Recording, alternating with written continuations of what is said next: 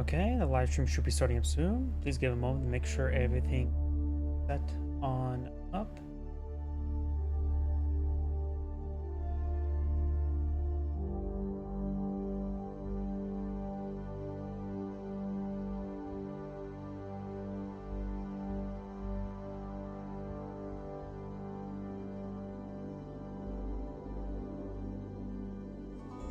Updated. Twitter appears to be going on. Got a notification Twitter.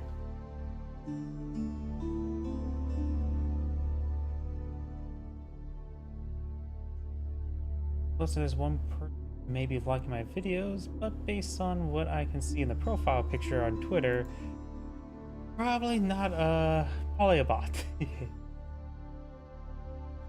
Kick is going.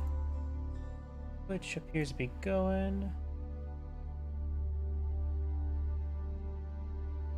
And Rumble is going on. Oh, double check my other computer. Disable the OBS preview, making sure that's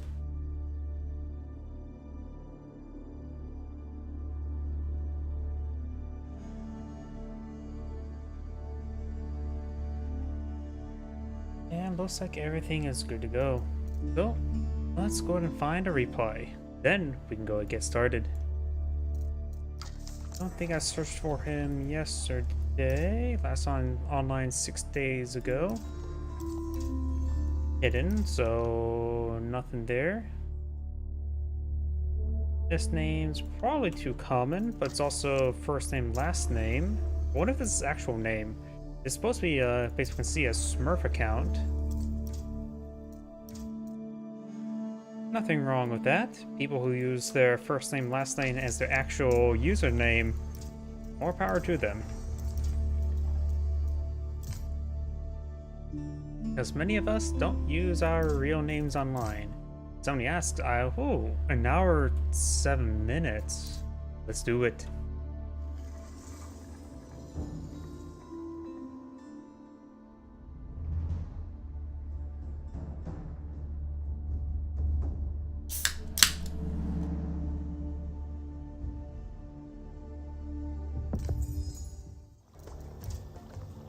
Greetings everyone, and Grade here for another H-Powers 4 replay. Spawn on the left side as the yellow Ultimans, we have Lucifero N7. Spawn on the right side as the magenta Deli Sultanate, we have Louis MT. Is it Louis? Lou MT? Oh, MT is obvious. But then again, some people do mix that in with one enunciation of their name rather than spelling out. Either way, let's talk about economic benefits. Which, something to note as well, there is fish on this map. People tend to go for some fishing ships. One thing you could do instead of fishing ships is place villagers here along the shoreline to collect up some food. That is quite a bit of food there that villagers can rapidly obtain. The Ottoman player is eyeing for our barracks here, eyeing for some early spearmen and not relying on free production. Delhi Sultan. Delhi Sultanate is incredibly hard to harass their fishing docks because their fishing ships do actually have an arrow. So the Delhi Sultan's fishing ships can defend themselves. They tend to actually can win some of the hybrid mats because of that.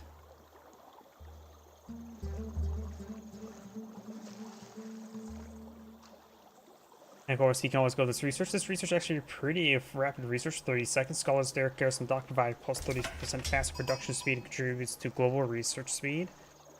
But either way, let's talk about early economic benefits. Delhi Sultan, of course, gets free research, which is both a pro and con to many people. So they can get a lot of free resources through the free research, and but it does take longer. They don't get timing tax because of that as well. If there is a timing tax, opponents must have really screwed up or is really far behind.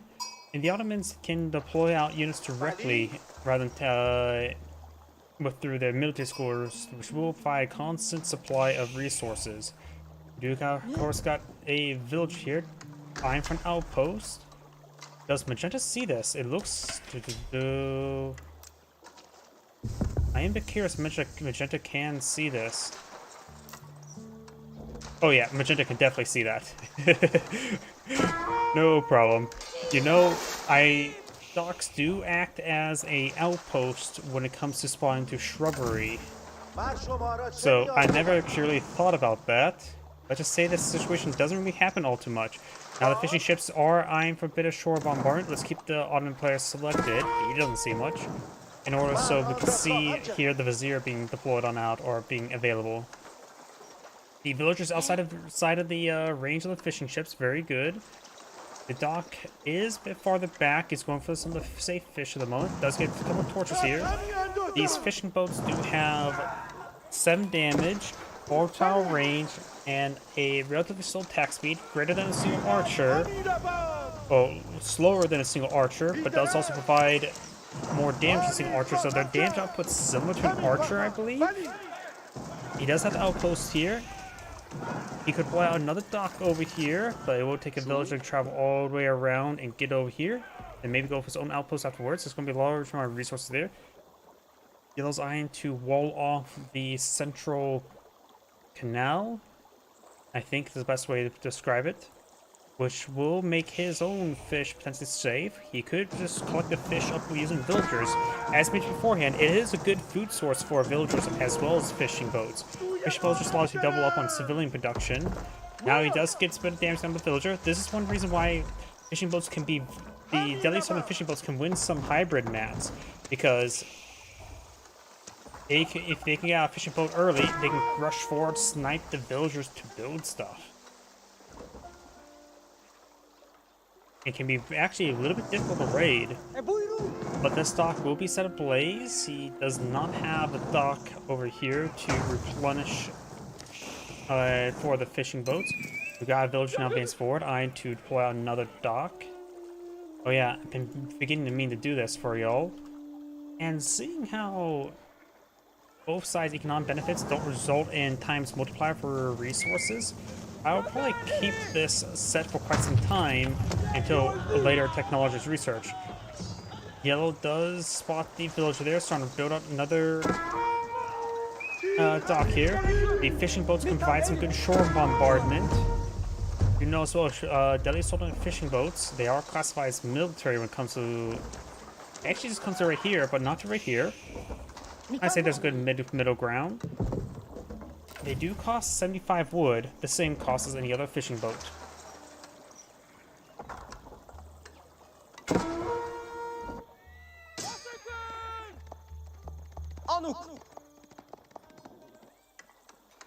Dome of the Faith not being researched, which is a unique mosque that can provide discounted scholars.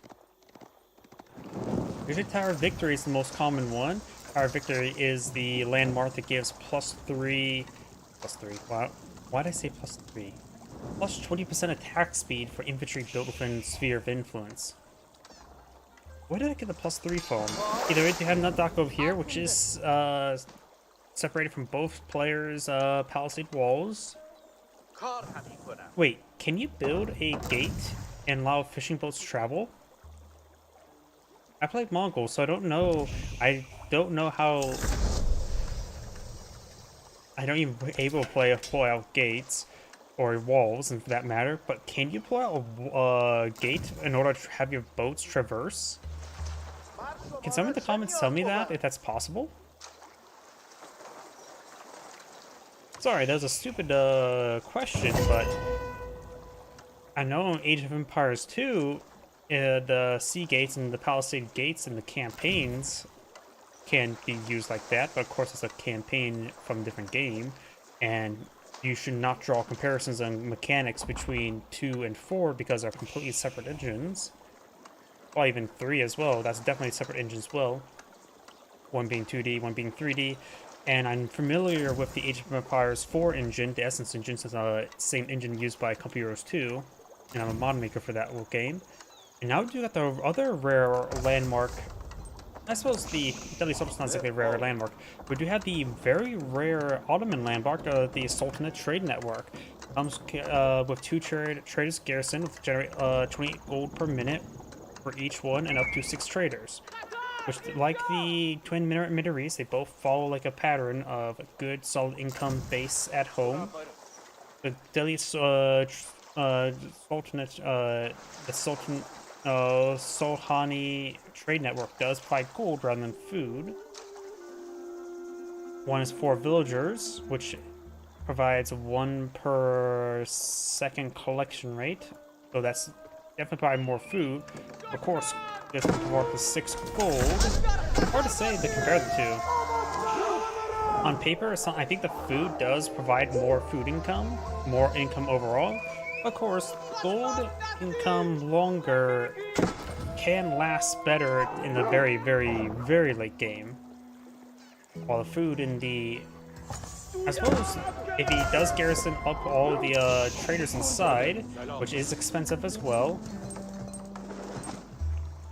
it will provide a good base of gold income, which he may not need us then deploy out any miners in order to go for age up for technologies if he heavily focus on wood and food based units.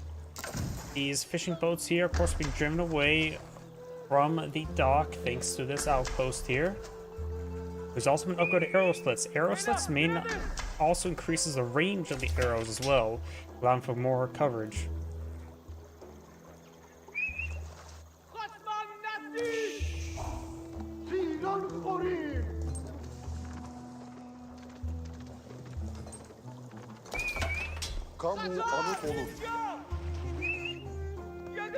Now I've got some Ghazi Raiders deployed on the field. Let's talk about unique units.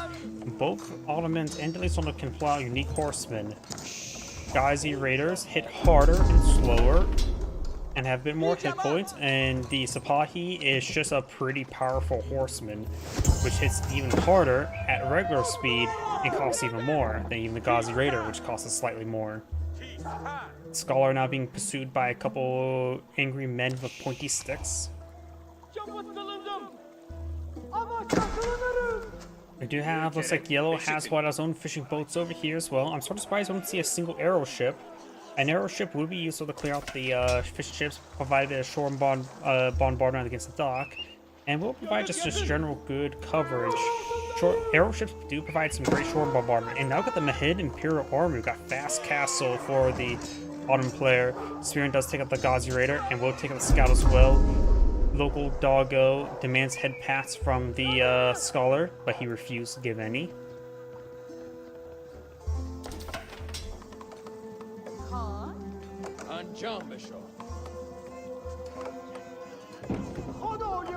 See, Delhi Sultanate doesn't have a whole lot of resources reserved up, so the Ottoman player will have some great age advantage, especially seeing how all his opponent can't rapidly research technologies. This age advantage can be very powerful against the Delhi Sultanate because of, well, even if the Delhi Sultanate does age up, this simply will take a long time to catch up. Spearman now being hit by these Ghazi Raiders, does take out one of the Ghazi Raiders there. These forces do see a bit of fire there. And a lot of fire there. Bad path there. Scholar will go down. Now do have a battery ramp deployed out by the Delhi Sultan. If he's able to clean down this outpost, then he can provide some shore bombardment with the fishing boats. Both sides have a similar civilian count, but the Ottomans have a large amount of other civilians on the field. Fishing boats, those trail the traders. Oh, that was close. Of course. There's all the Scholar there. Now focus on Spearman. Spearman will take out one of the Ghazi Raiders before going down. The Ghazi Raiders do have a slight bonus damage, which is heavy, nothing too significant. And that exotic Doggo does go down. And now the tower has been cleaned on up, so now he's able to collect up these fishies. You can leave these fishing boats alone. They're not going to pose any threat. You have an arrow ship not being employed on field. The banner, it's hard to say if the banner will finish off in time. If the arrow ship does come out, I believe these fishing boats may be able to defend themselves. Delhi Sultanate still has one town center. So the civilian count's much lower. Man, no, the Ottomans probably skimped out a large number of villagers. With all the trade, with the 6 traders inside of the trade network, all the fishing boats in the field, I think there's a time frame where he didn't have any villager production. Airship now advancing forward, he could go ahead and throw these fishing boats inside the dock at the last moment, or maybe not. He doesn't really have to deal with worry about these fishing boats. They're not going to do much. In fact, keeping them alive will waste Ottoman population.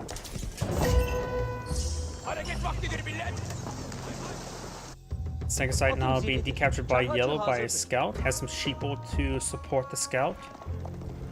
Just imagine them emotional support animals at the moment, cheering him on. We do have a good number of spearmen as Gauzy Raiders, which should be more than enough to overwhelm the Ottoman forces. These spearmen are just hardened spearmen, not any more of them. Designed for mass lancers, these Gauzy Raiders will be significantly outqualified by the lancer. The bonus heavy damage will not be enough to engage lancers. In fact, the armor will still withstand a bit more damage, and they can still deal out more damage in return, have more health. In my opinion, Gauzy Raiders' bonus damage versus heavy is don't use it as an anti-heavy tool. Use it as more of a soft counter than a hard counter, but even then, not so much.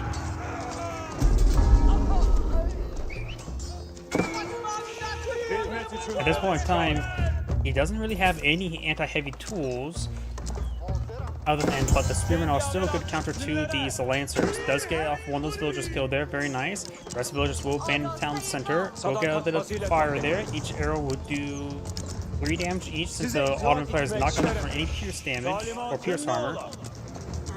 Well, the lancers do go down, and now those lancers will start hacking apart some of these villagers. Take sites being captured on up and decaptured. Lancer up north, Archer trying to wall in that area. Gauzy Raiders trying to pursue the Lancers. At the scout there going down. I mean, looks like a villager did go down to this Lancer. These villagers may want to get inside the tower. They do get impaled once. And the Lance is not doing a good job of focus firing. It does get cleaned up there by a couple pokey sticks. Now, do you have the Compound Defender coming out from Delhi Sultanate, which does give him access to cheaper stone-based walls, towers, keeps, and all that sort.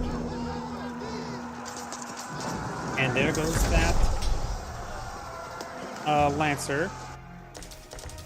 Compound Defender was deployed out here.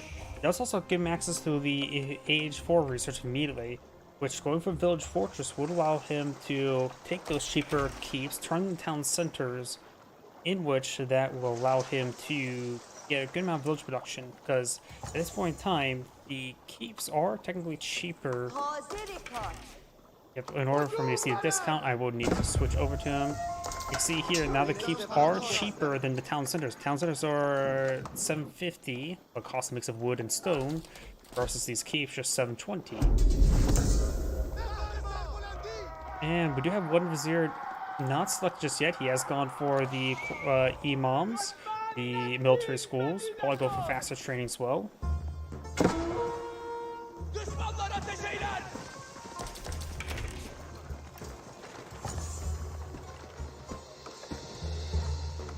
Military schools are actually deploying out archers, are a lesser seen unit deployed out by military schools, honestly. And if opponents just goes for a mass number of Gauzy Riders, it may be a good idea to go for the Vizier that allows them to deploy out Janissaries or Lancers, because Janissaries would be a hard counter to the cavalry, and Lancers just overall a good unit.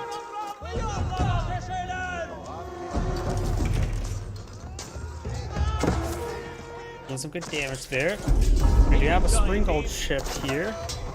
Springald ships do bonus damage versus structures, buildings. And Palisade walls are classified as building. Six side is being recaptured by Magenta. This one has been cleaned up by Yellow. Yellow's picked up 3 relics. Magenta has picked up 1 and trying to bring 1 back home. Does delete his own Palisade walls there. The Lancers are now trying to torch down to this Palisade wall as well. There's a good number of fishing boats still here, and there's a good amount of fish in the region, so Magenta really should keep it secure. Yellow's cleave has eaten through most of his fish here. I know there's some good amount of fish still.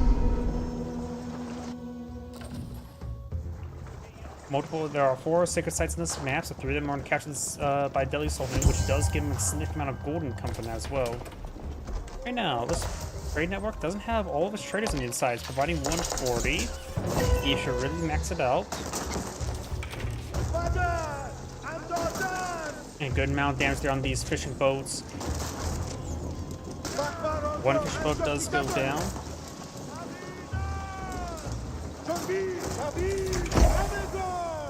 Does not have the arrow slit research. Sacred site is being decaptured by Imam and does have some sheep here to cheer him on. And I believe those are 2 free Mangonels on the field. You now have some Lancers put out by the Delhi Sultan, which is a good transition since he doesn't have, as I mentioned before, he doesn't have timing attacks. The Lancers don't require any upgrades, so they can minimize the lack of timing attack. One last research. Does take out that fishing boat, I believe. We got a very good number of spearmen for Delhi Sultan. Of course, Mangonels will do some great damage versus them, as well as archers. However, the spearmen can just easily overwhelm those numbers. Delhi Sultan has 83 military units versus opponents 81. Higher quality for the Ottoman player at the moment. Delhi Sultan does also have a good number of crossbows in the field. More shore bombardment raining on in, getting a bit of damage onto the Delhi Sultan army, softening them up.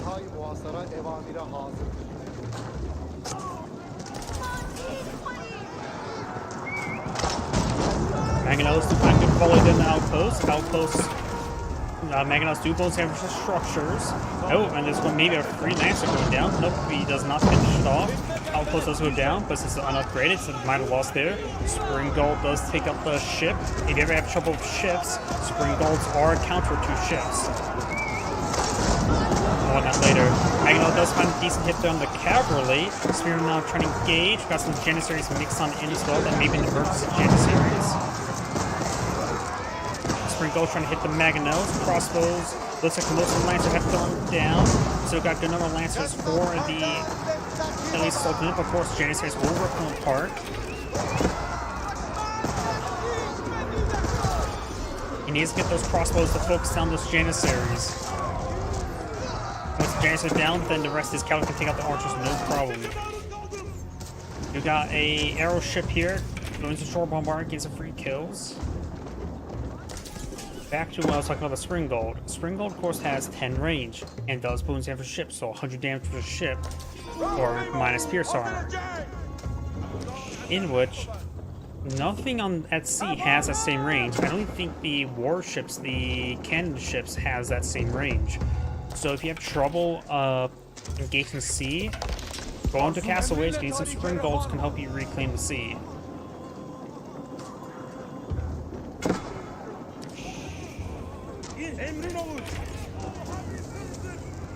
Archer ship will go down there.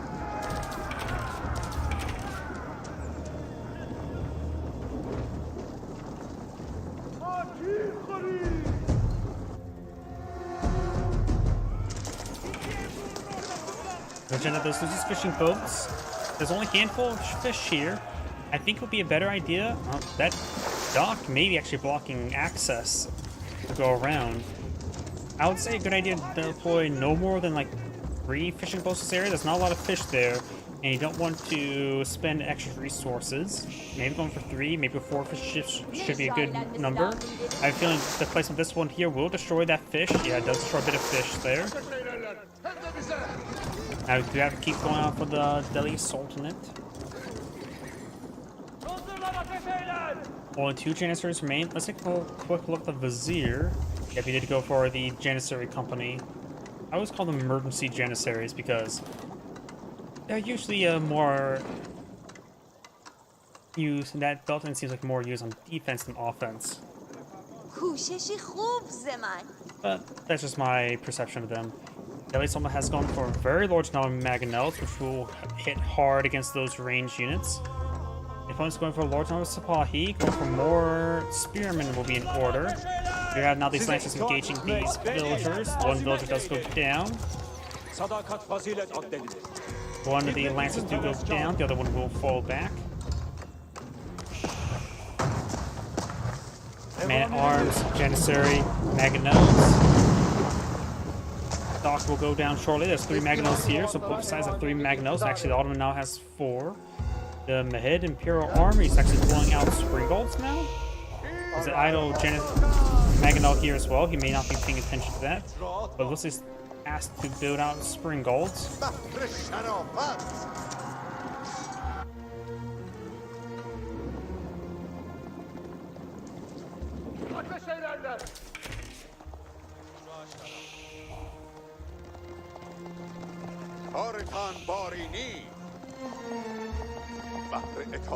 Now, you got Siege Engineers being pulled up by the Ottomans as well. He may be eyeing to pull out some forward batting rams.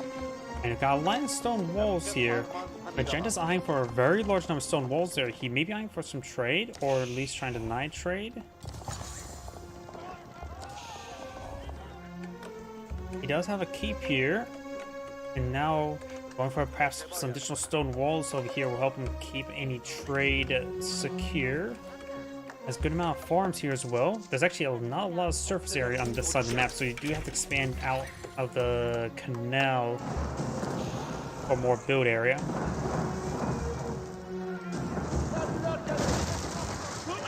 Palisade wall does go down, starting to capture the Sacred Site. Scholar does go down. Single lance advancing forward, but the lancer is very wounded. Down south, got these Sipahi advancing forward, does count 1 villager. Took a bit of damage there, but these he sees all the Sipahi. Good idea to stop producing crossbows. Sure, they do hit a bit hard, but you may want this guy for more spearmen. And a lot of them players going for large number of archers as well.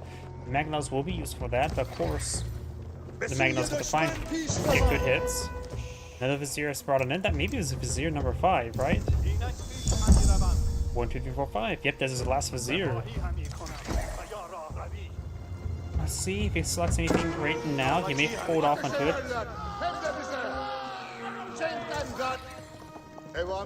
Why now advancing down south, 1 right there. Some walls, of course, have been built. The walls have been not fully built, just started. They're designed for a small amount of policy walls there, just to keep the area protected slightly.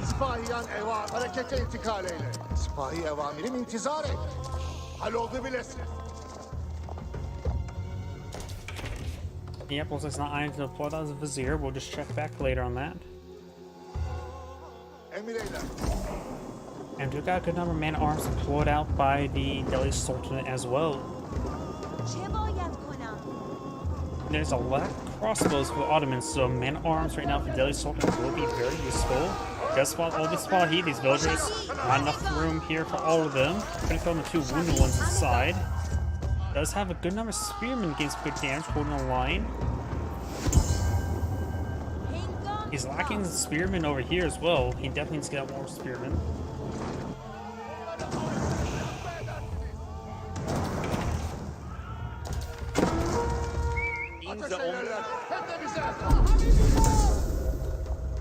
One villager has gone down. Looks like some canceled farms. I don't think they were destroyed farms. Yellow Sacred Site does spot these Mangonels advancing on forward, so he knows a decent amount of siege here.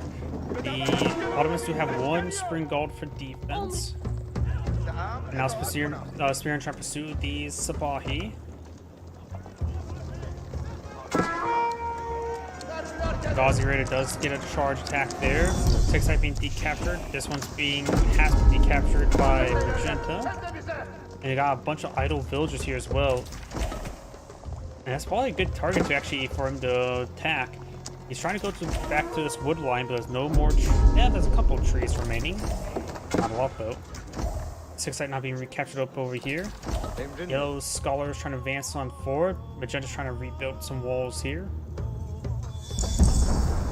Spot in the back line. Fortune down some lumber camps, not a big problem. We got this outpost trying to be upgraded to a fortified outpost. Has been upgraded with Springald. And Magenta's Sacred Site, I don't think this is actually fully, oh, it appears to be fully captured by Magenta. Yellow is having a debate with Magenta, apparently. In fact, he's not captured the Sacred Site. He probably is losing. Multiple outposts are being put up Magenta now. He's probably now torching down some housing. This could pop cap him. He's already Nearly at max population. But you still may need the house. Villager being stabbed. Like of a sheep. As Spy advances up north, there's some good resource deposits from the raid.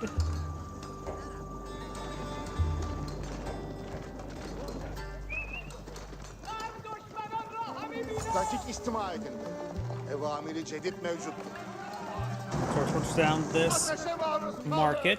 Stone walls have not been built completely. Could just send one villager there. Couple spearmen now engaging. Spring gold and upgrade as well.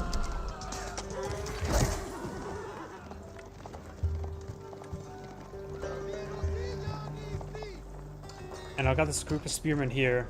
If they're in general A move, they should take out these supply in no time.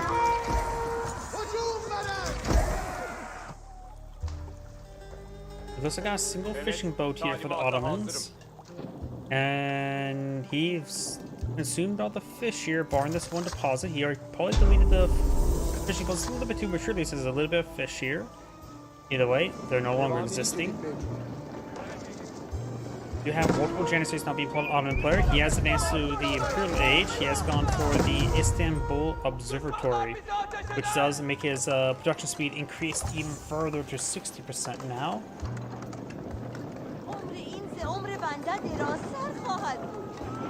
Also, sort of now being researched. I believe that is the one where you get free gunpowder elephants. We are technically countered by Janissaries. We've got a number of elite archers here. Of course, with gaining the next age, it means he still doesn't have the research available to him. Mangonels could get some great volleys here, however. Speaking of Mangonels getting volleys there, they do fire a little bit short there. Next age has been researched. He's trying to fall back to the key. Finds an okay hit there on Spahi. Another just veteran Spahi. Elite Spahi just got researched. Mangonels, find a good quality Mangonels. One of Yellow's Mangonels does get barraged down. Spring Gulls, you see massive hits there. One of Magenda's Spring Gulls go down, but Yellow's goes down as well. Two of Yellow's Mangonels still remaining. Remember, you can always counter Mangonels with Mangonels. They do reasonable damage to each other. The health is 140. The base damage of Mangonels is 12 times 3.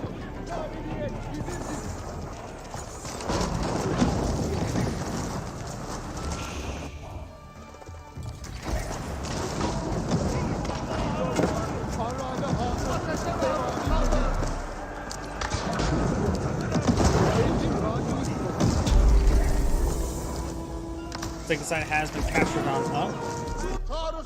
That's why you push away forward. Gain some good hits on these villagers. He does have Fortitude activated there. These forces don't make their advance. Let's take out that outpost there. The university there. Madaraza, however you pronounce it. Multiple of them have been pulled out right there.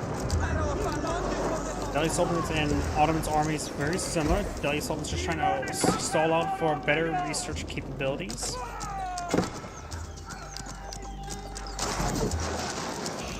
Now I do have Luxus Elite Sapahi, so I'm seeing quite a bit of damage there.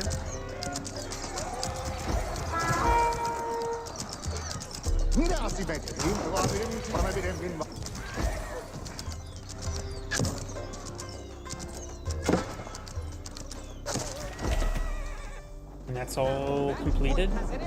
We also have the Scholars gain plus 50% attack speed for 30 seconds. Units healed by it. Got it.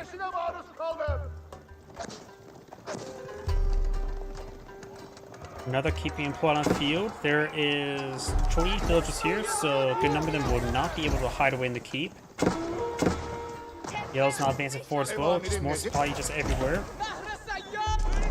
And this one's starting to advance forward. There's an infantry on their way. Mangonel finds a decent hit there on those archers. This Janissaries to mix as well.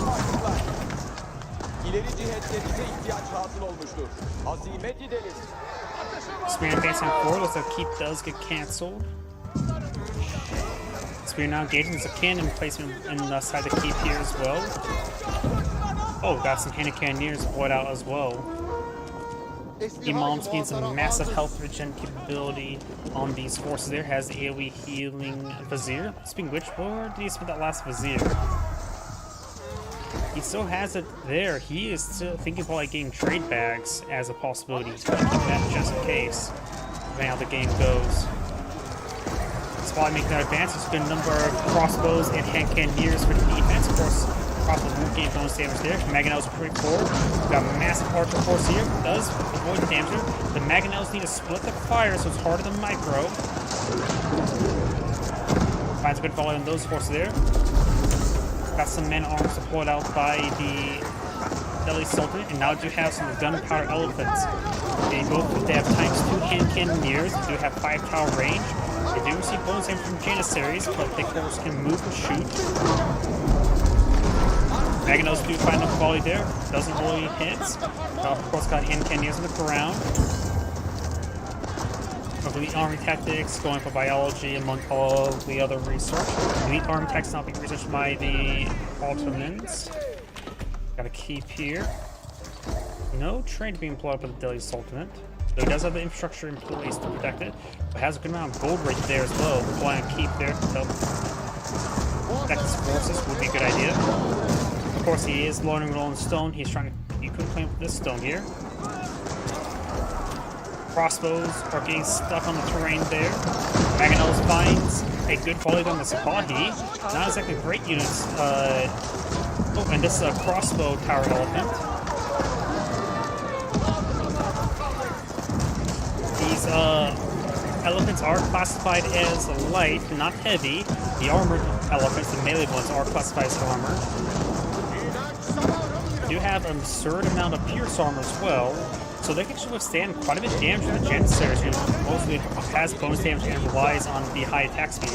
Base damage 28, or the current damage right now is 28. That's a fine one, but looks like he's doing a good job focusing down. And cannoneer elephants base on forward. Since they are classified as range, Sipahi should be able to do bonus damage to them. They just do, like the other horsemen, they do bonus damage versus range. Their overall Mass Sipahi is a good item in this situation. He's fighting mostly a range force. Hand cannoneers do pose a threat. Also, Mangonels will do bonus damage versus these units. And they are classified as siege damage, so the high pierce armored tower elephants will not protect them. The other tower elephants with armed with crossbow do bonus damage with heavy, so it's great to not deploy out heavy. Soon good job with some of the hand cannoneers of his own archers. Sipahi and Janissaries make their advance. Janissaries, like I mentioned beforehand, they have good damage versus cavalry and great attack speed. They just lack the range as well. When the elephants go down, do now have the spearmen and scout make their advance, so a couple hand cannon support. There's a spring golden placement here. Right now, Delhi Sultan's eyeing for just a good number of elephants. Going for the those heavy beasts. Or he doesn't have any the heavy of one, so not so heavy beasts.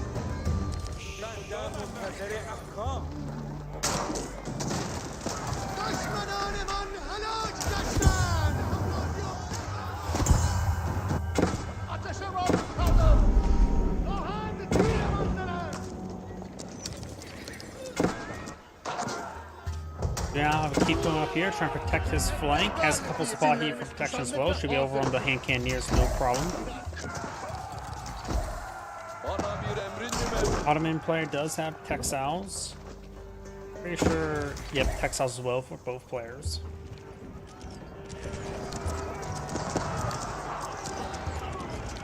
Do know as well, something you can't really trust when it comes up here when it comes to elephants. You can see here it says he has 3 tower elephants, but I believe he only has the one at the moment. Yeah, he only has the one. Long story short, I have a feeling I know how these elephants are programmed. The same way how, say, half tracks are programmed in Conquer Heroes. There's actually 2 units garrison inside that has auto attack capability, and they just auto attack everything that comes close. They're basically fighting from a garrison. Elephants are now gated on in. Mangonels find a good follow there. We will have some armored elephants here, which will see close damage from crossbows. He also has good armor in general. Good damage there. But I was trying to say beforehand, there are two units actually garrisoned inside the structure, inside the unit there, which just simply has just a couple models in the back of them just auto-attacking away. That's why it shows there's like, and occasionally just shows like, oh, there's 3 of them alive there rather than just 1, which looks like the Tower Elephant has that, while the Battle Elephant does not have that. Or the Gunpowder one. I think the Tower Elephant, the range one, doesn't have that as well, so it's just the Tower Elephant that's slightly bugged out when it comes to that sort of thing.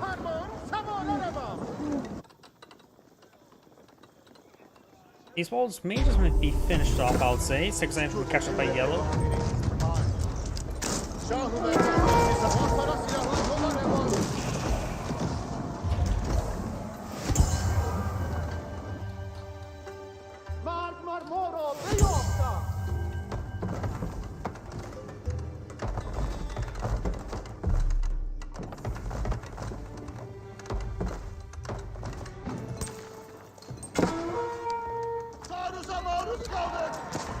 Sipahi advancing on forward, getting a bit of damage down to those villagers.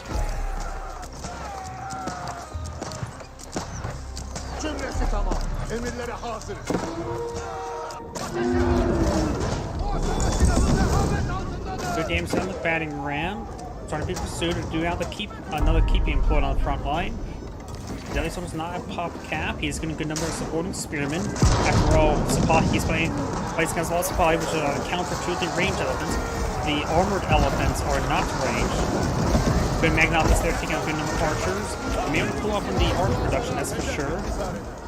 He does have a good number of Janissaries on the field. Now the elephants are making their charge. Good support of nearby of these scholars, in which the increased attack speed for healing may not actually apply to the garrison units at the back, depending on its program. Can't see how it is. Mangonel finds a good volley there. He does have a good amount of siege and elephant composition. Has an absurd number of scholars here. Gets some great healing.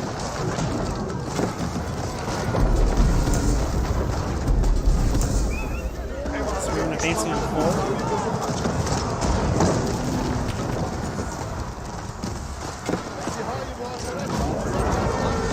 Crossbow elephants firing away. The Duke is heavy, but she's not facing against any. Ken near elephant does go down. Armed elephants in the front line. And now they're getting hit by great bombards. Great bombards just have high damage. Engage the high health of those elephants. One armored elephant does go down. Great bombards now trying to get overran by these spearmen. Does hit one, some units to engage it, and it looks like he does lose some of these great bombards. More Janissaries and Sipahi advancing forward, trying to take out some more of these elephants. We now have the keep being deployed on the field. We now have Magenta Iron for forward to keep as well. Magnus withdrawing. He's also going to his elephants. It's going to be overran. He does get number spearmen here, which they do get report with Janissaries.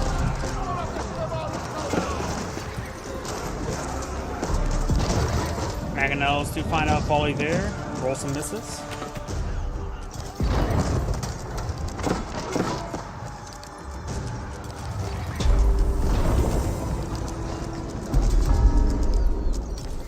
Six site now being decaptured.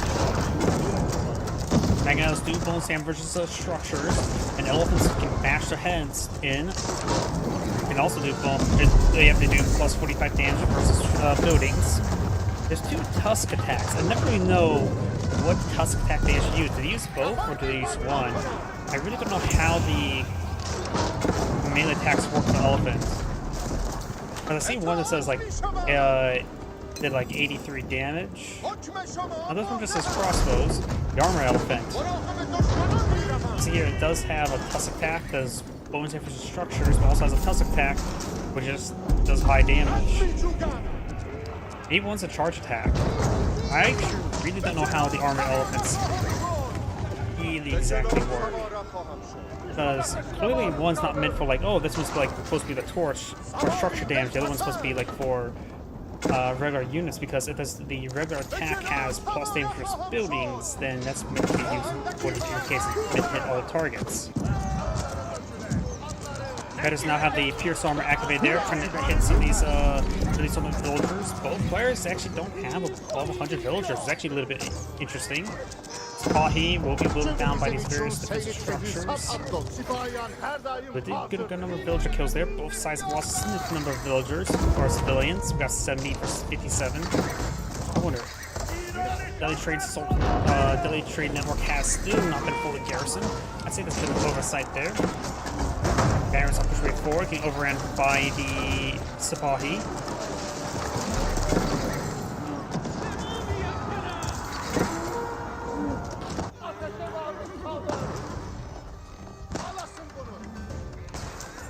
Elephant now getting hit by these Sipahi. Sipahi, they do plus 18 damage versus range. They do avoid the Spearman though, so he does save the Tower Elephant. Delhi Sultanate, heavy force. It's a mix of everything. Good amount of supporting infantry, good amount of elephants, good amount of siege weapons, including a bombard. We got now a great bombard here for counterattack, but we have 3 spring dolls engaging. The regular bombard gets a hit there as well. It's not a culverin, but it will do.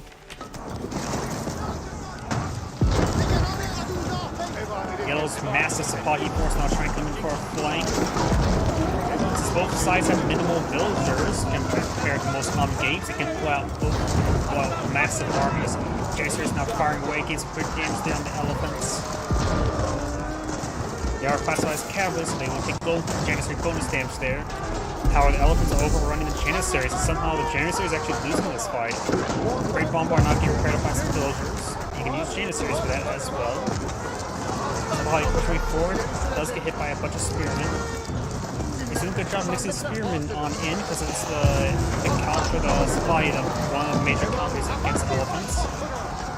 Right now, it may be a good idea for the Ottoman player to go for a large number of spearmen. Great Bombard's now see a bit of fire there.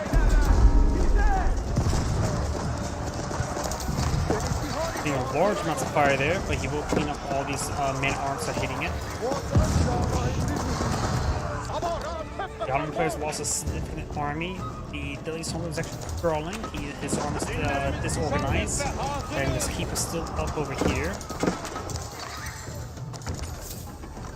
Even though Delhi Sultan does have a larger army in the field, he doesn't know he does, and plus, if you're disorganized, it doesn't matter how large your army is. You have been divided, and you will be conquered. Looks like a good number of walls going down there. Yellow is eyeing for some trade, and you see the trade bags? He has gone for trade bags there. That's where his last vizier went. So we have some excellent gold income. At the max distance, it'll probably provide him plus 100 gold. That's 73, because it's not actually max distance, it's not over here. If it's over here, it'll probably be actually up to 100 gold. A couple stone walls being put on the field. Villagers trying to torch it down. Stone walls do not have any apparent fire armor, so the torches will do full damage. So will elephants' heads. That's a Sipahi over here. All 6 sites have been captured by Magenta, so Yellow will need to capture at least one. This also gives the Delhi Sultan an excellent amount of passive gold income. Speaking about gold, we've got gold being collected there. Do we have traders? Not have traders yet for the Delhi Sultanate. Gold income with the 6 sites, of course, is good. He only has 2 relics, one has 3.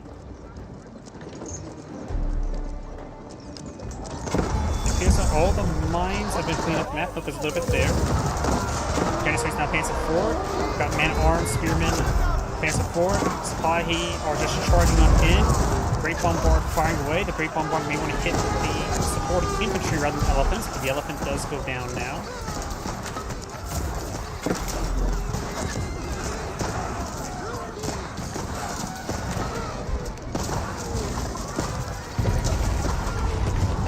Stop that keep or not outright destroy. It wasn't going to pay attention to its health. Magenda's villagers falling back. Magenta still has less villagers opponent. And he does have a small army in the field. His quality is actually much higher because elephants are very, very high quality. They're very population efficient. That does gold deposit being claimed by the Delhi Sultan. He's down to another 1,400 gold here. Got 1,700 gold here, but of course the Ottomans do have a trade going up. Delhi Sultan needs to probably take that gold, invest into a good trade network, because right now he's going to run out of gold pretty soon. He does have a bit of stone to work with as well. Maybe delete some of these lumber camps and start walling up this region for secure up this trade.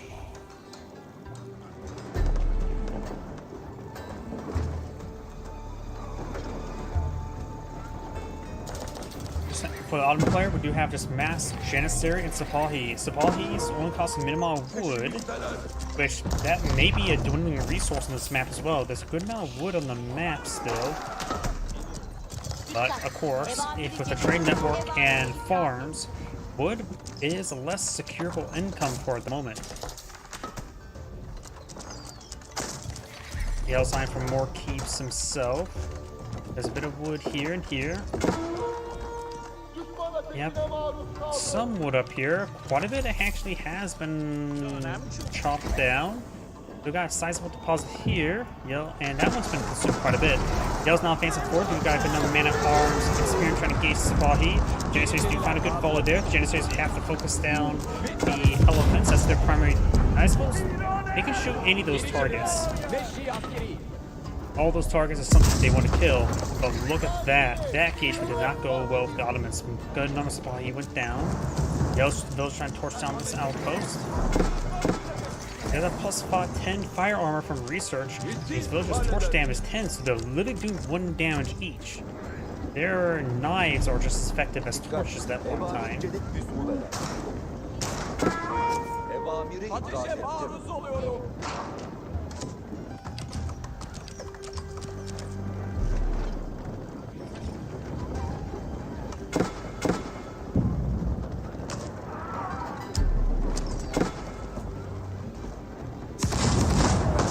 Good bombard damage there on the keep.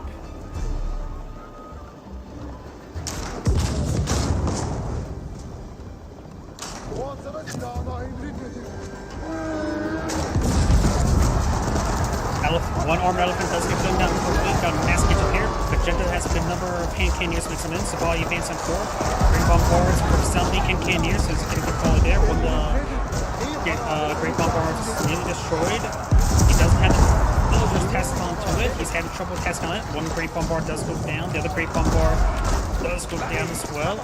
Sipahi needs to fall back. Chancer is flanking on in. At this point in time, he just maybe get archers rather than Janissaries to engage all the spearmen.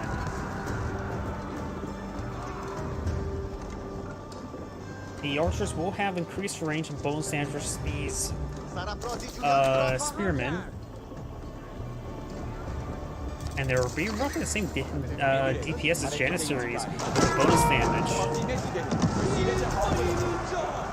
Of course, it'll be a lot less general purpose. And the cost of wood, which is actually a resource he won't have infinite income, like gold. And it's right now it's becoming more geared towards Janissaries, so maybe not. Is there increased range that would be very useful, honestly. But right now, he's lacking frontline as well. He needs to get on his own spearman. Janissaries here with good follow there. He's trying to overrun the King with Janissaries, very good. Maganel finds a shot there. Does get a small dodge, only 1 shot there. Spearman gets great damage here. The Sipahi can engage the man-at-arms a bit more reasonably. More Janissaries being deployed on the field. Of course, Ottomans do have higher production speed, plus 60%. I don't think with military catapults goes up to absurd like 75%.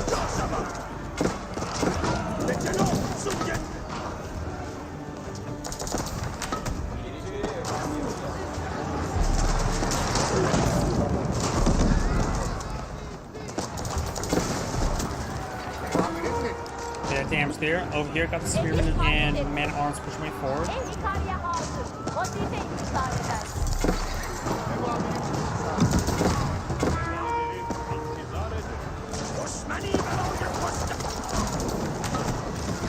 Does get a bit of damage there. And Cannoneers just firing away. One of the Mangonels over here does go down to something. Looks like Yellow has a Mangonel or a Spring Gold. And that tower elephant does go down. It's probably a gunpowder tower elephant. He's not doing any more regular elephants. He does not have the golden come for that anymore. He does not care to employ any traders, so right now just playing on trash. And looks like he hasn't gotten much of the siege upgrades as well. Or maybe just going for siege works last. Great bombard now pull it on the field. He's just forward, gunning down some infantry, supply base on forward. There as well, there's only a finite amount of wood on this map as well. The Deadly Soldier needs to start eyeing for traders. So right now, his economy is not looking good at the moment. Both of them have similar military counts, so they will have similar military sizes. But both their economies are not really handling stuff well. Other than the Ottoman does have a good golden count, that's for sure, with all the number of traders. Veterans have cleaned through a number of these buildings, so he does have 3 stacks, so I think he has increased stack speed as well.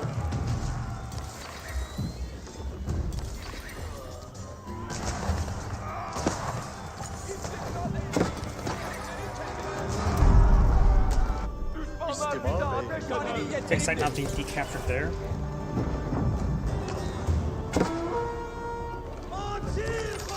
Now you got the dock to see a bit of fire there.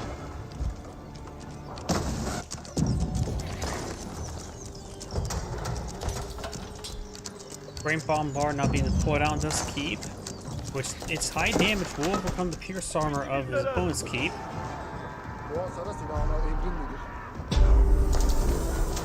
He also captured the Southern Sacred Site. Right now, Magenta Space are solely relying on Sacred Site Golden Come, and a couple relics is not that great.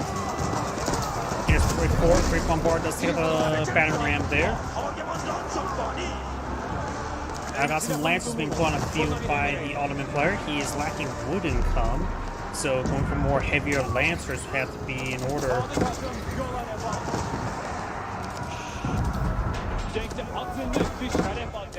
And he is starting to eye for some traders now. A little bit late, I would say. Is there any unique technology when it comes to Deadly Assault and trade? I don't think so.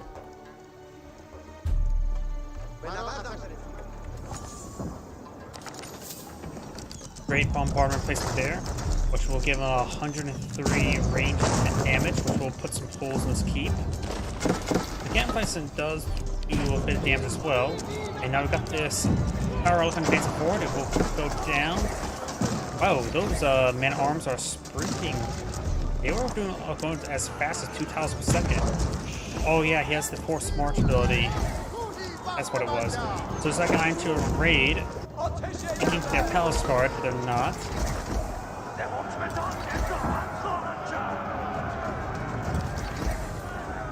So it makes way forward. Force march is activated. Trying to close this there. Spring balls. We take out the spring ball. Magenta Spearmen are just disintegrating. Magenta does fall back there, trying to pull out another forward key.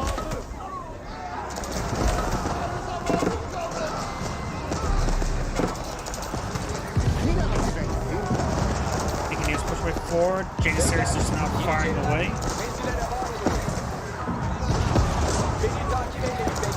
Spear making their advance. He gets good hits there on those Sipahi.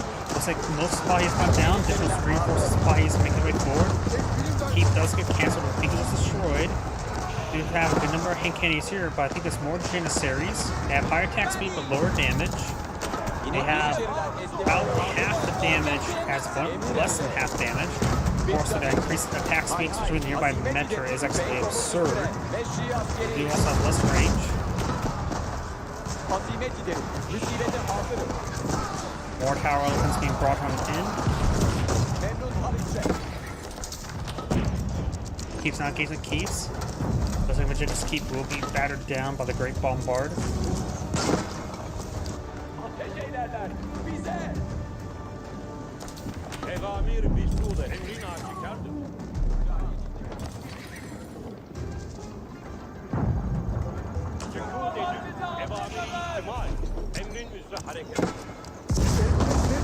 That outpost did not stand a chance. I thought those projectiles are almost as big as wide as the outpost itself.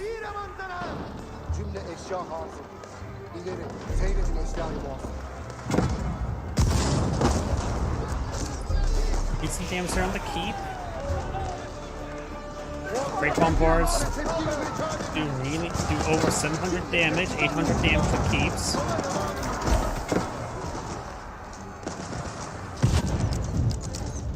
Keeps are still fighting out. Magenta right now does have 3 secret sites. Bombards, great bombards hitting this keep. He does have a cannon placement itself. But looks like the keep will be set ablaze and will be burnt down. Looks like Yellow's keep will be losing the fight. Got a good force of spearmen here. Yellow Sultan is still trying to pull out more traders. And not at the moment though. Right now providing 54 gold per trip. Oh, these spearmen need to hit those traders. He's trying to roll off this region, trying to deny the traders from, well, trading. But he also should try... his opponent has a lot of gold at the moment. He will go and clean up those spearmen. Against the army now advancing forward. There's another keeping put up by the Ottomans.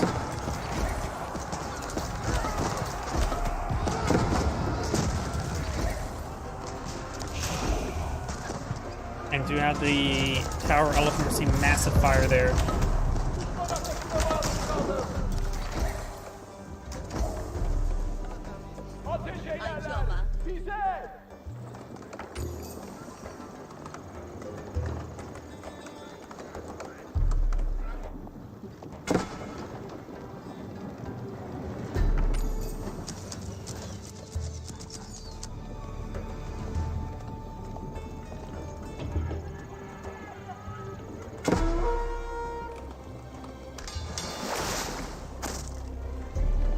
Springald trying to show that Doc who's boss. 1 damage at a time. Those probably do not last long. Put it there onto those spearmen. I do have the... Geez, that research is still taking forever. 16 minutes to get the adjustable crossbars. Jeez.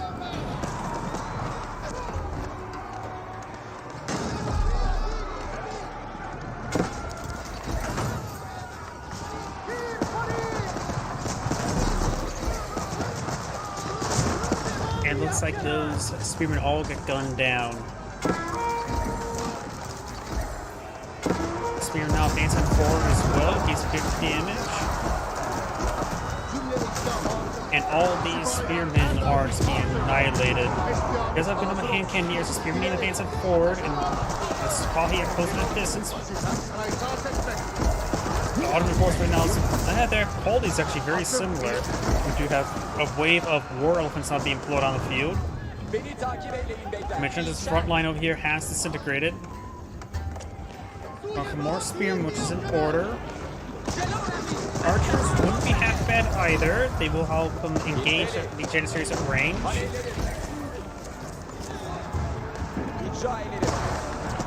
He's also on for some Mangonels.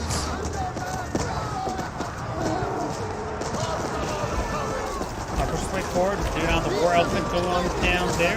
Battle ram getting sort of tied up there.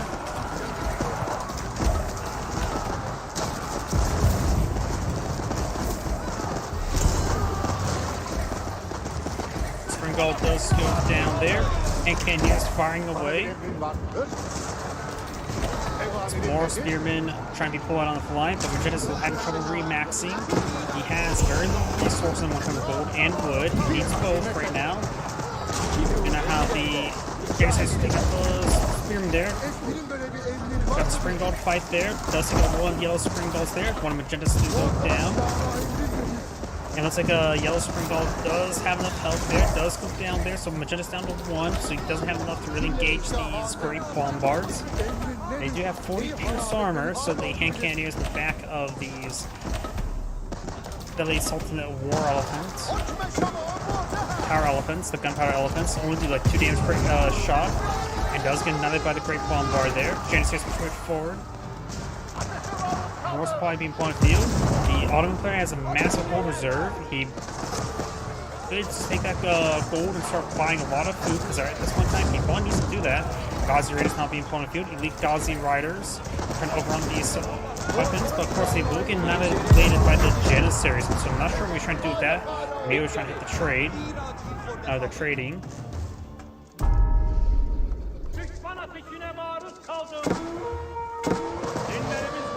War Elephant's now seeing some fire. If they do go down, he's trying to harass his opponent. Picking up these trade sites will interrupt the trade. Of course, that's easily replaceable.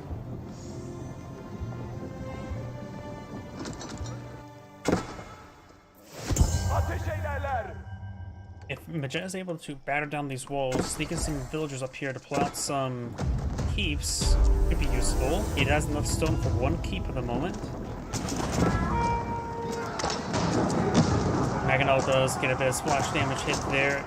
Spearman Hand Cannoneers pulling forward. Janissaries going to be close on in. Great Bombards falling back and repaired up by some villagers. More Great Bombards now being pulled on the field. Currently that would be Great Bombard number 3. Veterans now trying to push their way over. He may be trying to hit those walls to get to the trade network to the south. Spear now advancing forward. Hand Cannoneers do stay alive for the moment. Magentas will increase range with Hand Cannoneers with Janissaries. What really is keeping them very useful, as well as they like to shoot everything like Janissaries, which have slow attack speed. And the damage versus cav is not too dissimilar. Janissaries do close get to 28 damage, opposed to these Hand Cannoneers do 42 versus everything. Of course, they do have a higher attack speed, and this one's not flying out cavalry, so the lower base damage is about equal. At this Hand Cannoneer force advancing forward with a metric attack speed. Maganel finds not a good hit there.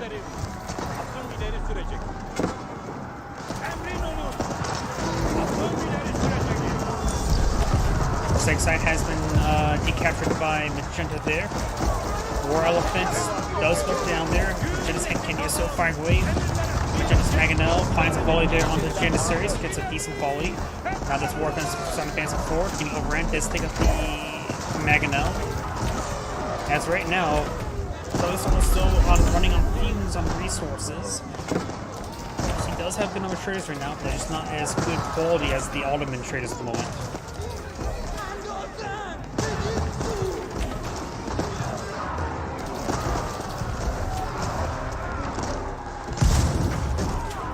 Bombard, Great Bombards to take out that War Elephant now. Good Spring Gold hits there.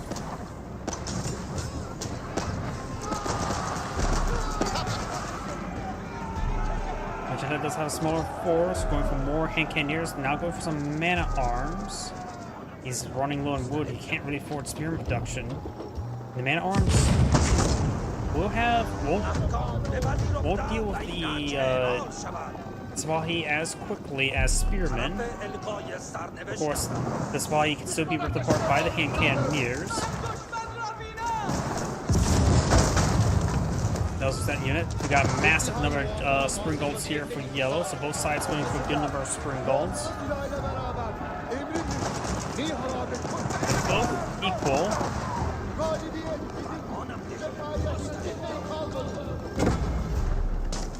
Let's get hit there into Spring Gold. Outpost does go down. Now the keeps taking bit of fire. It does have a cannon placement. Magenta's trying to push his way forward. Looks like some of these forces starting to get hit by the Great Bombards. He's hitting the infantry using the Great Bombards with fire support. Spring Golds advancing forward. They may need to just pick up those Great Bombards with the Spring Golds. Those lose come the Spring Golds. Maganel does find not a good volley there. Doesn't hit the Janissaries. Magenta's forces getting annihilated. His Hand Cannoneer Elephant does go down there. All the Magenta siege weapons are down, barring a single Spring Gold. He has enough to stop these two Great Bombards. That may be game. He's having trouble remaxing. Elephant trying to bash his head against his keep.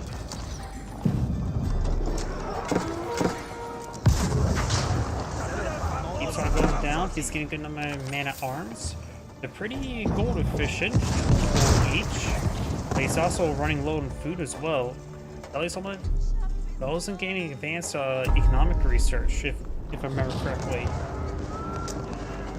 can see here, 2,500, 1,400, 29 to 53. So yeah, no additional food income compared to his opponent when it comes to like bonuses, multipliers.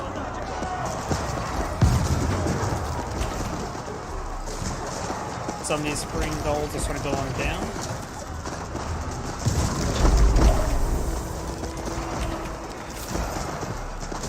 Those spring gold does go down. He does save that great bombard to them there. There's good number of spring golds here, but they're lacking any escort now. There's too many Janissaries hitting them. Vegeta does go back to his own across the canal, and that's probably gonna be game. Yep, that is game. That's Android saying thank you for watching, and on to the next replay. What a good way to start off the day with a nice hour-long replay.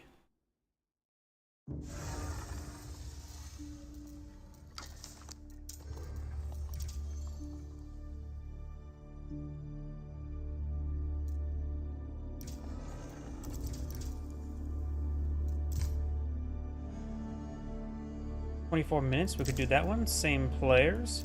Notice something as well. That was a new replay, but of course it is a little bit too short. Wait, yep, that was the one I looked. Here we go, 2 different players. 32 minutes.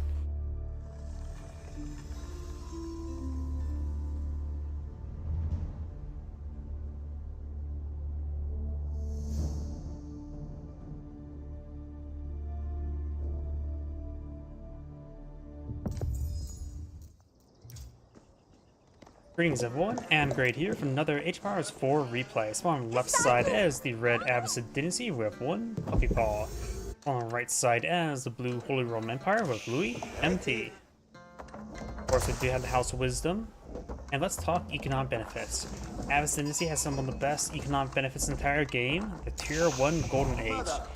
We're building a low cost of 10 structures, which you're going to do either way. All your villagers get plus 15% gathering rate for all resources. The Holy Roman Empire, their primary economic benefits is also pretty good. The Prelate, giving you plus 40% collection rate onto villagers when they get inspired. Most time, the Holy Roman Empire player tends to go for the one of the best feudal age landmarks, the Akin Chapel, which takes a 40% and put a massive AoE radius around it, creating a good, which is flexible for early and late game, or around, say, right here, to improve the collection rate of both the gold and the stone, and then convert, and then later on you can always turn that into farmland. When it comes to feudal age units, Abbasid Dynasty has the Camel Archer. Whenever I see camels, I just think of Age Mythology and Ajax saying, "Found another stupid camel." The Camel Archer is not going to be good in this situation. It is an archer that hits hard, does bonus for slight melee, but it's awkward to use and not that great, and probably going to be necessary because the unique unit the Holy Empire can deploy on the feudal age is not that unique. The early Man-at-Arms, which is one of the hardest units to deal with, and with the higher pierce armor, honestly, it goes combos really well with the other landmark. The Minework Alice, I think it's called, where it's the advanced blacksmith, so you can quickly get out, say, additional pierce armor research and make them nearly indestructible in this age. We got the military now research in the field, but I'm getting a small little combat force here for her to eye for a bit of harassment.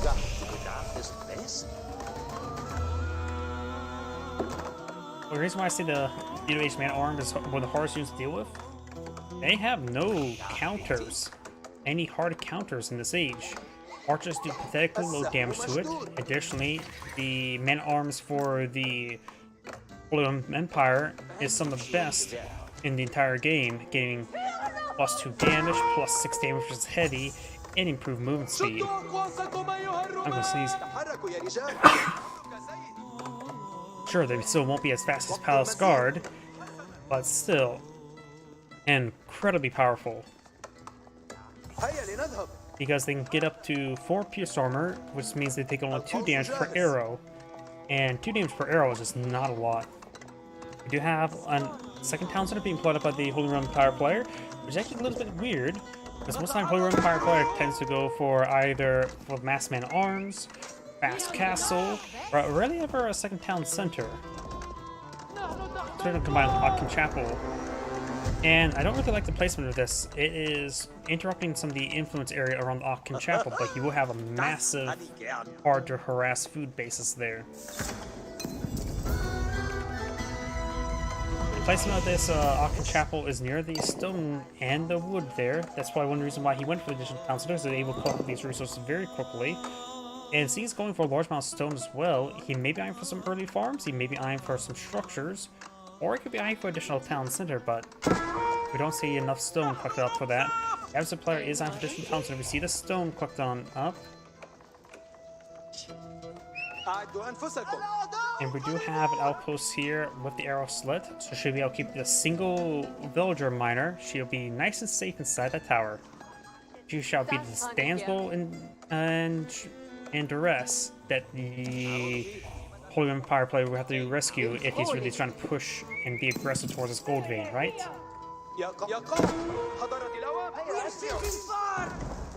You now have another town center being put on the field. Does see a couple of torches there. It's in the middle of all the forest puppers. He's taking time to scatter some of these deer right there. That's a good one to start killing off. Taking time to pick off some of these other forest puppers. Both sides aiming for mass eco, so let's go and fast forward a little bit. The small little harassment force is not going to be useful anytime soon. So right now the Holy Roman Empire has actually deployed out horsemen as well. Only a single horseman. And the Absolute Dynasty player does deploy out some horsemen as well. But the Holy Roman Empire player has everything locked down quite nicely.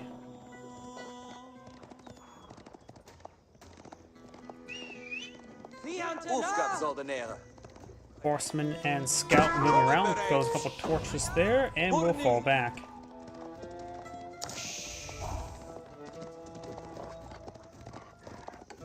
I'm sort of surprised I don't see any man at arms. He's just eyeing for horsemen for harassment and for field control. He's not eyeing to assault and kill his opponent at the moment.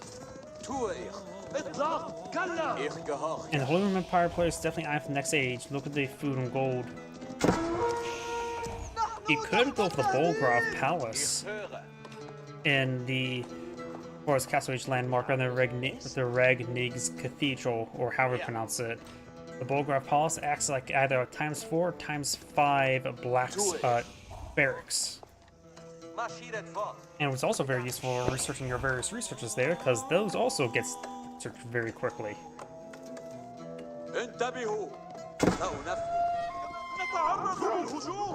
The Zog Doggo will be put down there.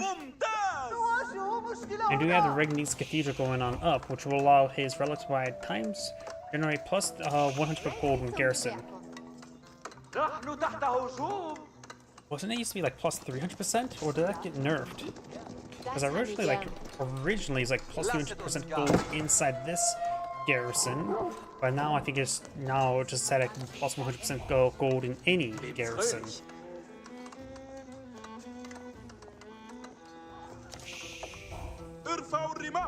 Couple spearmen down there. Villagers putting on palisade walls there. So he has to be very careful. She's about ready to wall herself in and get herself stuck like a stepsister.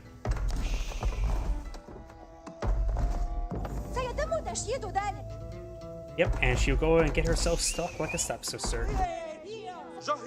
Couple spearmen right there. Oops.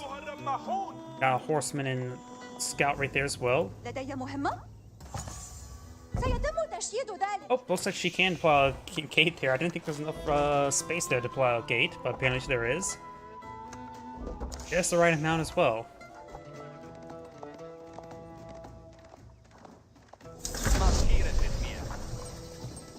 Now we do got Castle Age research for the Holy Roman Empire player. Got the Cultural Wing being researched as well.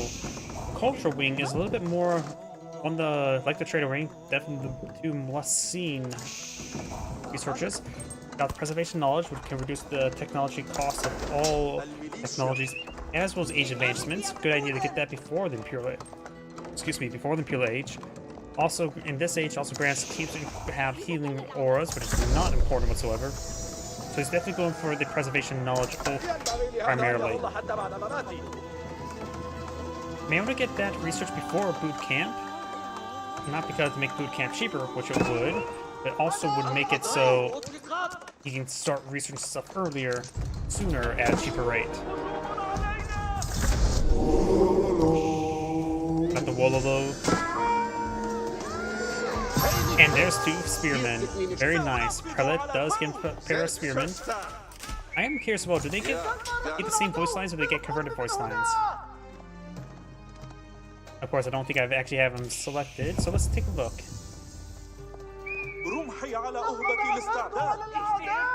I also can't tell German apart from Arabic, but that does sound Arabic. No, I don't know. Is it that I can't tell those two apart? I'm American. I speak American. I can speak and read American, that's about it. Knight now trying to pursue these horsemen. Of course, this knight will definitely keep the horsemen on 1-on-1 combat. We do not have the veteran spearman research. He may be eyeing for a spearman to engage any particular knight deployment, which he's eyeing for a good number of knights. See the heavy maces being upon the field. He's assuming the Absa player is going to go for Guillaumes, but go for Guillaumes against Holy Empire is probably not a good idea. It's not uncommon for him to go for Mass Archer as well with Composite Bowman, which against either Man-at-Arms or Knights, not a good idea either. So he's going for Crossbows, which is a good item both versus Knights and potential Man-at-Arms, which we've already seen essentially both. I do not have this. Archer will go down. Trying to torch down, open this gate. Got a third relic picked up by blue. Red is so far claimed no relics.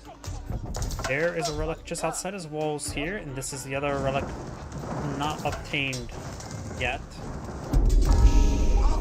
Red is now advancing forward a handful of archers and spearmen. Knights should be able to clean up those fours. Another roll those. Does ward away the horsemen. Knight in pursuit. Got a knight here as well. We got a decent force deployed out on the field by the Absa player. Good number of crossbows and spearmen, so he's going for a good counter force to the knights and have an adequate counter force to the man-at-arms as well. If you need a force to hold the line versus Holy Roman Empire fully upgraded man-at-arms, spearmen and your own man-at-arms will take the same amount of hits before going down. Of course, your man-at-arms will do a bit more damage, but you just need to hold the line for your crossbows to do the work. Spearman in that case may be a little bit better.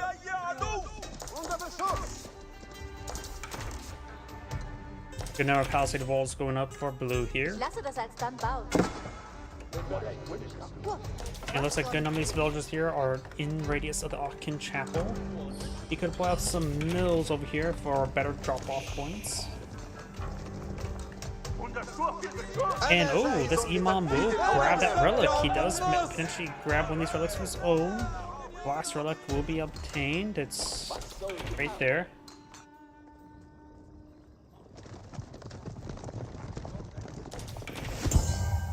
And now the 6th site is being decaptured by a spearman. Right now the Absa player does have less villagers. He did deploy out his 2nd town center slower than Holy Roman Empire player.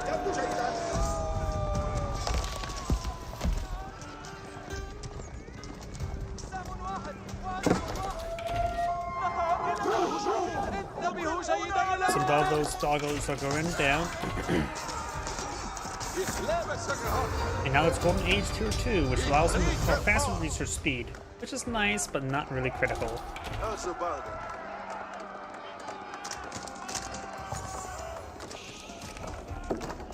Got an outpost with Spring Gold being upgraded. This one not being upgraded at the moment.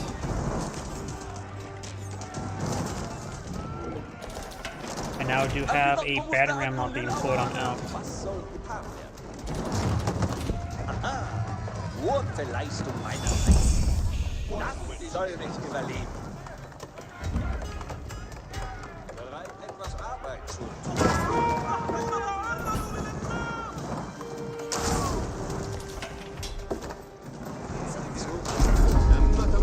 Outpost will go down very shortly. This Prelate is trying to find a relic, but this relic still has not been picked up, so you could potentially grab that relic. Got a couple spearmen for defense though. You have mercy repair onto this house. No home rifles allowed. We do not have the man-at-arms and Knights Base 4th. They do not have the two-handed weapons, just only the blunt weapons. He has a good number of composite bowmen and crossbows regions as well. Keep going on up for blue. Can't get the emergency repair on the outpost. Maybe a good idea to let that house go down. Good mangonel shot onto the archers.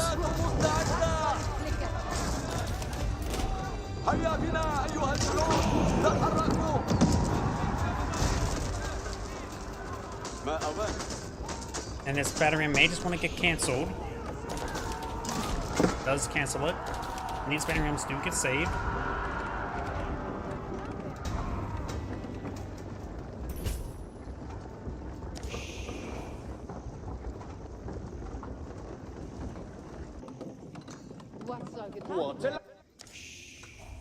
Palisade wall or gate going on up. Knights moving around. I just picked up both those relics. This relic has been picked up by blue? Nope. I'm not sure where blue's currently. Oh, he must have deposited in a different location. That's what it was. Knights gain some good damage there on these villagers. And red can't be losing villagers. He does have less villagers at the moment. He does have a larger force in the field. Quality is only slightly higher though. This one has gone for a very high quality number of man-at-arms. I don't think he's gotten 200 weapons just yet. Yep, he does not have 200 weapons, which will give him +2 damage.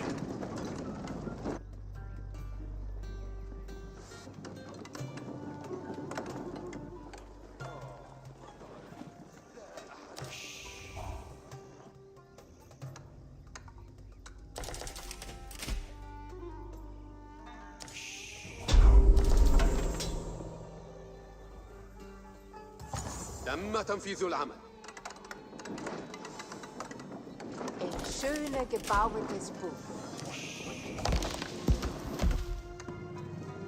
أيها الرماحون اتركوا الرماح. أيها الرماحون Spearmen push the way forward. They will of course be forced back by the various of everything hitting them. We will spot the man-at-arms. We will spot the two mangonels. Absent player does, of course, have a free improved siege engineer, so we can quickly pull out some extra spring goals. He does have a prelate or imam here, healing up some of his archers and crossbows. Take a bit of time, however. I got these men-at-arms trying to torch down this wall. And the rest of these berries have been claimed on up. Let's take a look at the gold place on this map, which tend to be a bit more of a perishable resource. We got the Palace Swabia going on up, which is a town center that acts as 3 town centers, but does also make it cheaper, 66% cheaper as well. The gold place on the map, we do of course got a small amount of gold plate here inside of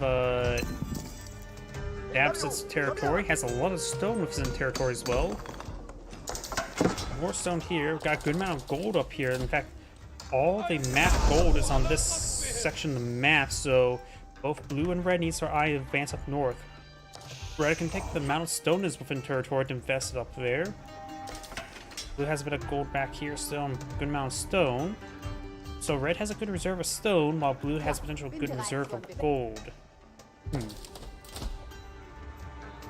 Absids do have some of the highest traders in the game, though, so you could eye for some early traders. They're also cheaper than even Mongols traders through the Silver Tree.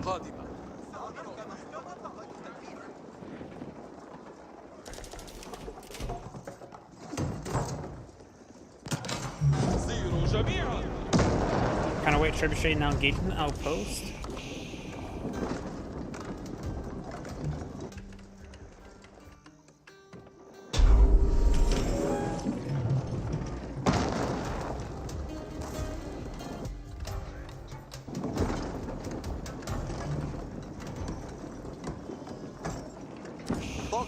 أنا مستعد للأوامر.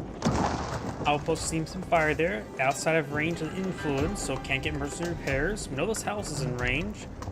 The mill is in range as well, just like it's outside of range of the mill, looks like. That outpost does get cancelled. Now I do have the trade wing going on up for the Absolute, so he is going to eye for some traders. He realizes that on his side of the map there's not a whole lot of gold, so he's going to eye for some traders. He's even taking time to build some stone walls in this region, so the Absolute player going for traders is a good idea. We got some Culverin point of view. Hey, when I say some highest quality traders in the game, I do mean it. The Absolute can get them. Let's see how some of these battle rams. The first one, the Grand Bazaar, gives plus 25% resources from another resource. And compared to the Mongols, they do have an inherent potential up to 30% to get 15 traders out. But 25 is plus 25% versus plus 30% is very similar. The Absolute traders do cost 40-40 as opposed to 60-60 at base cost of traders. Mongols can go get a landmark, which would be a good counterpart to actual research of trader wing. They can make it down to 96, so the Absolute players can get cheaper traders, though I'll be a little bit slower. It does require structure as well. And if it's a late game research, you get plus 30% here, as opposed to Mongols plus 10/20% when it comes to stone, which can be significantly cheaper as well, because the amount of stone you need is equal to the base upgrade cost. So you're talking about Mongols needed 1,400 to get the plus 20%. And since he does have the cultural influence, it does get cheaper, which I believe the base cost is 1,000. Get plus 30%.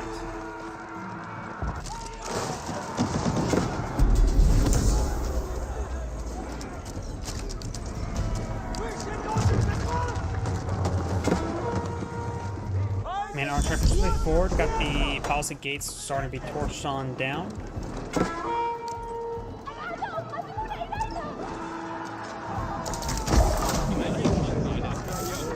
But it's there onto those farms. Man-Arms are actually overwhelming the Mangonels. Culverin does get a shot there as well. Culverin does just take a shot.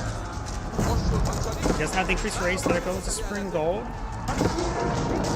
Does take out the Culverin right there with his own Culverin. So now this Culverin can take out the other siege works.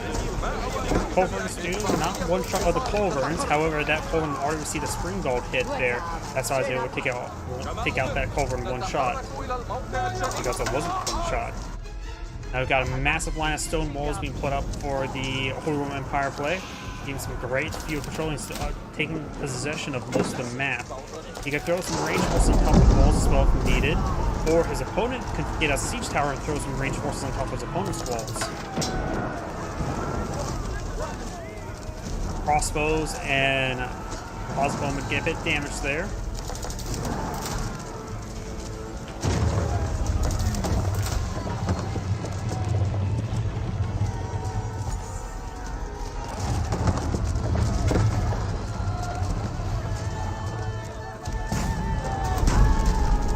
Does take out the villager there with a Culverin.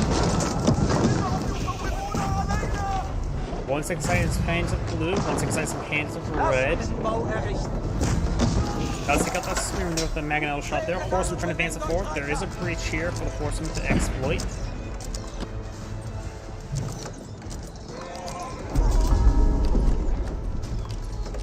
And these Horsemen will go ahead and hit some of these food line here. Got one mark at the moment, which could get him a nice little tide of traders.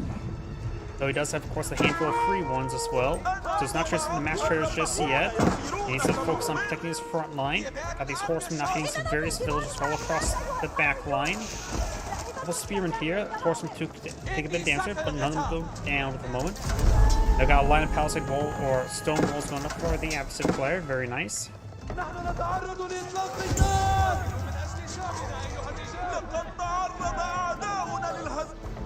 إني Zappelreiter.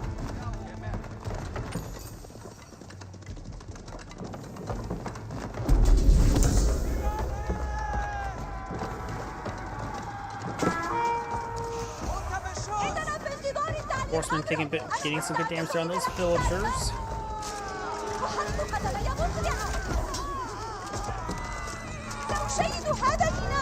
Now, those horsemen do go down. Does take out a couple villagers. Men armed here trying to torch down this mill.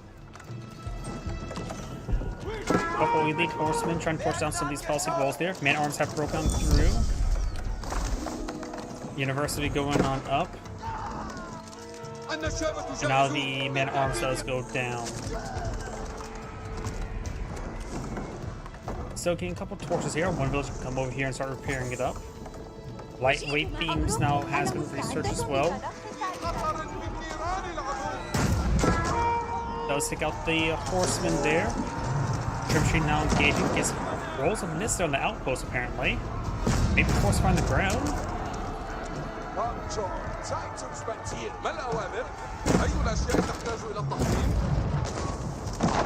Yeah, that trebuchet is missing. Maybe force find the ground.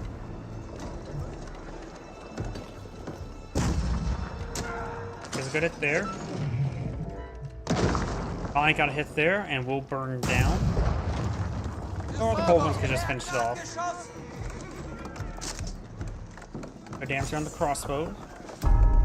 Or not, crossbow, by the crossbows. Another line of stone walls going on up. Reds captured the Sigurd site there.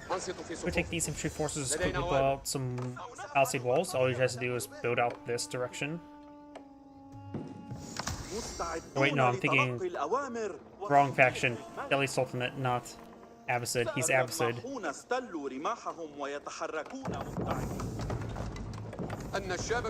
Big line of stone walls there.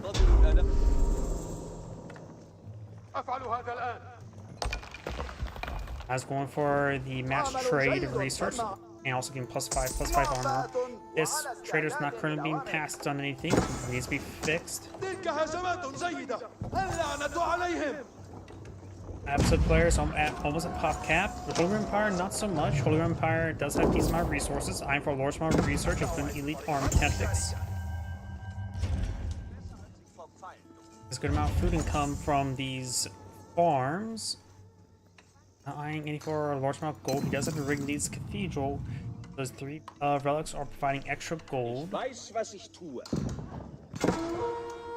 sure where they're at, however. Next outpost will go down. The 2 of them inside the Rigneeds Cathedral does have tithe farms right now. These 2 relics are providing 320 gold per minute. Now I do have a big line of elite knights being researched. As well as some Landsknecks. Landsknecks are counted by archers, a light melee. And I got the battery and stuff pushing forward. Landskneck's damage can get absurdly high. If I remember correctly as well, they can get like up to 32 damage. I don't know how some players get up. Oh, there we go. That's got 28 damage there.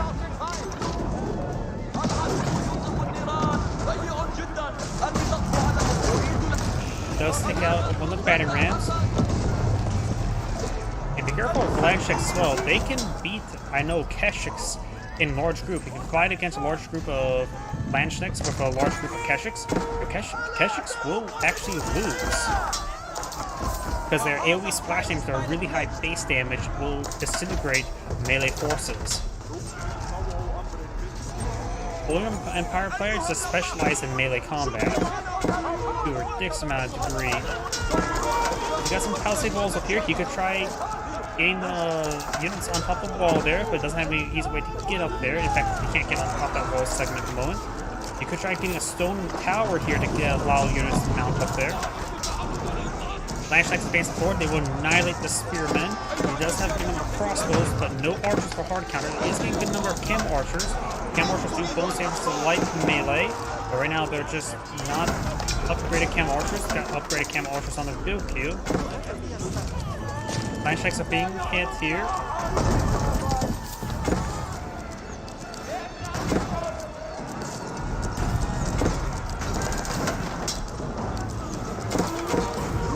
Spear now getting hit there. Got a single Landskneck here, being picked off. Villagers and Landsknecks advancing forward. The villagers are forcing down the culvert. where you could usefully engage those battering rams. Those trying to build out a keep inside his opponent's borders.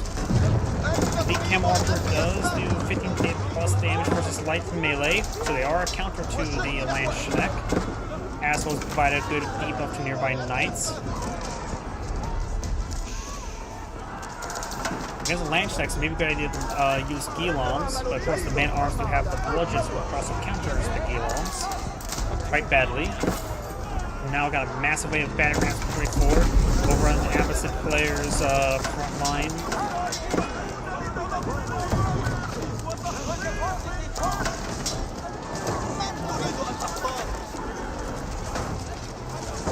Crossbows are getting tied up onto these battering rams, send trouble with them. Now Blue's pulling off a massive wave of palisade walls here to lock in his opponent.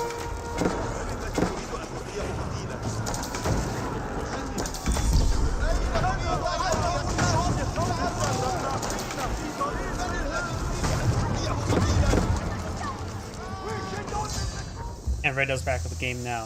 This is Andgrade saying, thank you for watching, and on to next replay. Before I get started next replay, I do need to use the restroom. Please give me one moment.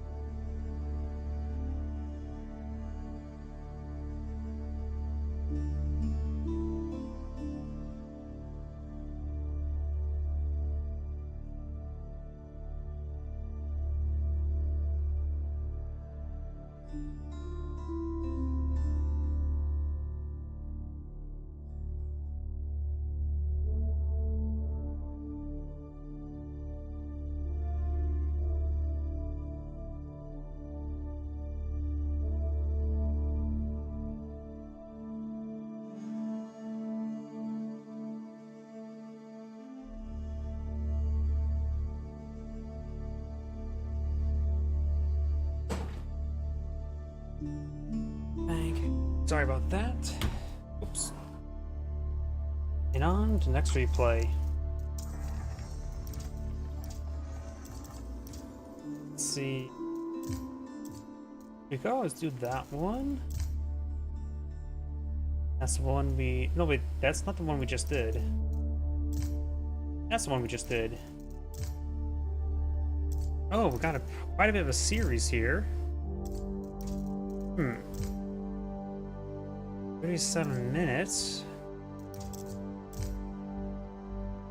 We have a lot of good replays here. Let's do this one here, since it's between two other players. And we make... Oh,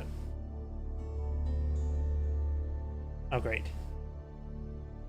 There's so many mods here, I can... Wait, there we go. Let's just go ahead and download it. Give it a moment to download. Right now, if I were to select any other button right now, the game will likely crash. So how's everybody's days doing? And I can't believe I can say it just sounded horrible as well, because I can't speak.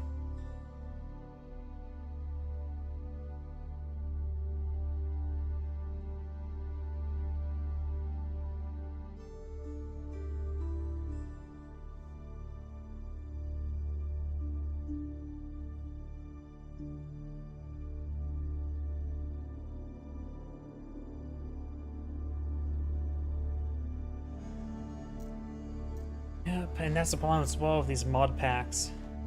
It really does not like download these mod packs. Get a little bit warm here. Let me just please give me another moment to turn on the AC.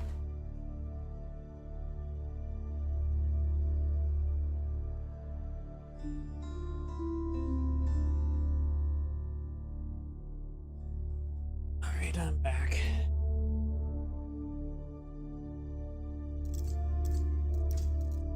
See, if I were to go to another replay, it will likely crash. In the meantime, I can just go ahead and poke around another 28-minute one.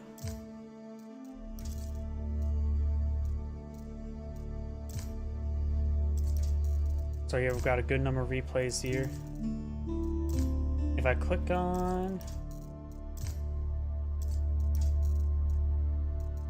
this one here, if I click on this button, it'll likely crash the game. So, oh, didn't crash. 3, 2, 1. Nope, that connection didn't work either.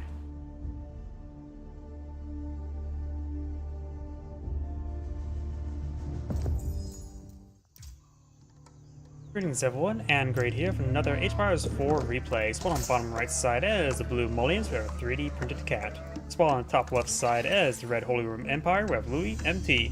What? Let's see now, Mullions.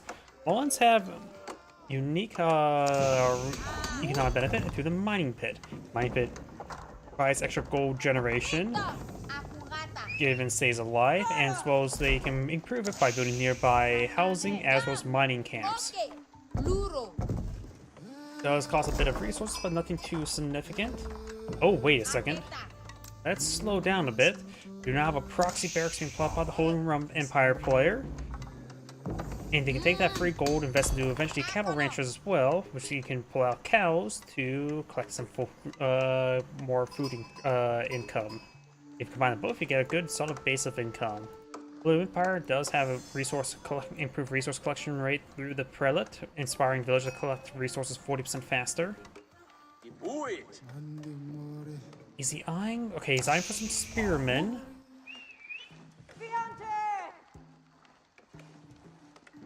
Of course, he doesn't have access to Vanguard man-arms, only early man-arms of feudal age unit. Villager now taking time to torch down, throw some torches.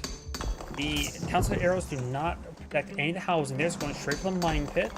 Mining player will have enough gold income before you get to the next age.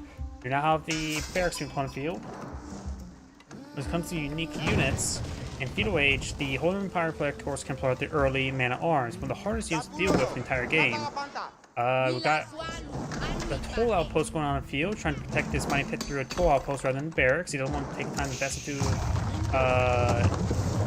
Donzo. Got another outpost being put out over here, so a counterpart. Got a good number of spearmen now being employed on the field.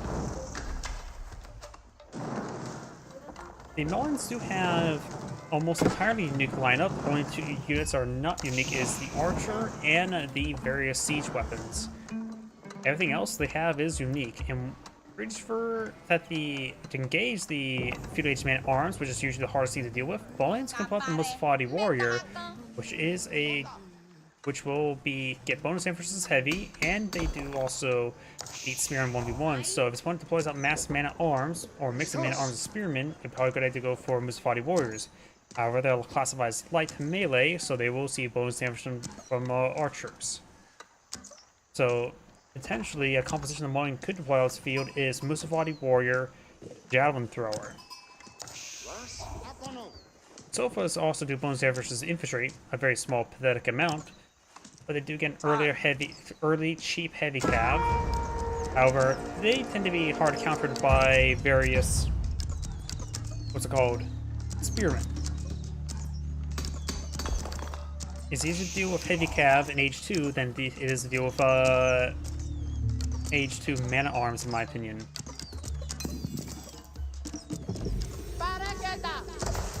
Got another Monza Quarry now being employed on the field, which is a landmark to allow him to get extra gold generation or stone generation of his choosing.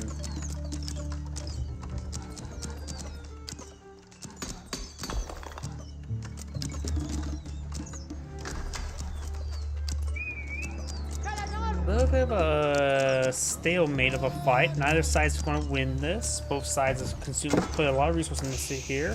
Holy Empire player has enough resources to advance the next age. I'm not sure what he's doing. And do have the Minwork Palace not being pulled field, the rare of the two feudal age landmarks. Holy Empire has access to very powerful feudal age landmarks. Dock and Chapel is the most common one, which gives you a nice aura of plus 40% gathering rate. Minwork Palace, the lesser common two, is a blacksmith variant. You can get your blacksmith technologies 40% cheaper and 40% faster, as well as get 2 unique research. The 2 unique research gives your spearman +2 and your horseman +2 melee armor. So the Danzo's primary advantage, having +1 melee armor, a little bit extra health, is counteracted by that. The dude still maintains javelin throws a good support ability, but this, the Menwork Pals can make your spearman a bigger threat than Danzo. Additionally, having your horseman get +2 melee armor means they become very comparable with Sofas. They both have 2 base melee armor then, or 2 melee armor. But also, though the Sofas would do still a bit of bonus damage. Additionally, the other research is a heavy calf upgrade, giving your knights +2/+2 armor. Think armor clad, but just for the Holy Roman Empire knights. Because they get the heaviest calf in the game.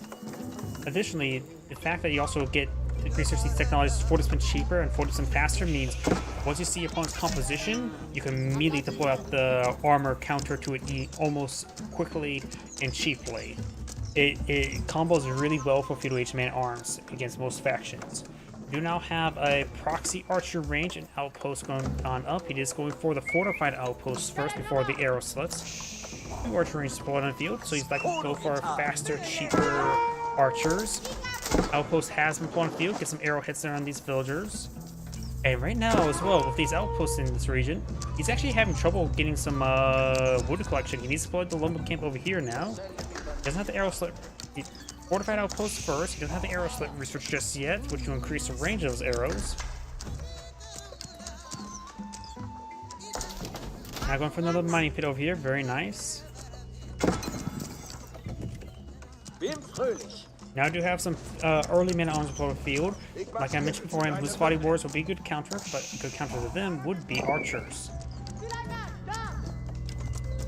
If his opponent does not deploy on his spearmen, then Sofas will be generally good as well. Of course, if he starts seeing mass Sofa, he'll like to go for them. We have actually both groups of forest puppers in this region as well with the mauling players, so he could get some good food collection there. And over here we got good food collection as well. Those of the forest puppers spawn very close to each other for both players. Scout advancing forward, will spot this mining pit, or maybe not. Oh, thank you for the follow. Juan Carlos 864335. Looks like the scout does see a bit of fighter, not yet a warrior scout. We do have 2 scouts in the field. We do have some Musfati warriors on the field, so my prediction of Javelin Thrower Musfati warrior was a relatively correct assumption. Javelin throwers do have +1 range versus compared to archers. They have higher base damage, same tech speed as crossbows, and they get +4 base damage versus range damage versus range, making them an anti-range unit. They also get +3 pierce armor. So they're a counter unit, but however, the high base damage makes them actually a bit reasonable versus mana arms. You now have, looks like the pierce damage being researched by the Holy Roman Empire player. Arrow slit over here as well. Musfati warriors and javelin throwers are getting good numbers here. Blacksmith has been researched for the Maulian player as well. We don't have the +2 armor research for the hardened spearman just yet. Javelin throws, of course, not that great versus batter rams, and the toll outpost will go down. The mining place has lost the mining pit over here. This mining pit is active and also actively being collected at. It does plot some palisade walls here. And I mentioned beforehand, it does have a good amount of deer and berries in that region, so there's a good amount of food there. So the mining player has an adequate food supply. Does get out 1 set of cows for more food generation. Does take a bit of damage there, but none goes down. And the sheep are still being balked there. He doesn't have to train cows and collect them just yet with the amount of deer within sphere of influence. Cows and deer do collect the same rate as well. Right now, his money supply is very minimal, so he can't afford to get out any more cattle ranches, so probably best to, yep, he's going to eyeful some of the forest puppers. Now he's getting wheelbarrow. He does have siege engineering research. He's able to get that for cheaper and quicker. Another powerful aspect of the Merrick Palace. And that got 2 additional town centers being put up by the Holy Roman Empire player. He's done a good job of containing his opponent into his base. So now he's going to take the opportunity to boom. But the boom. Not boom, but boom.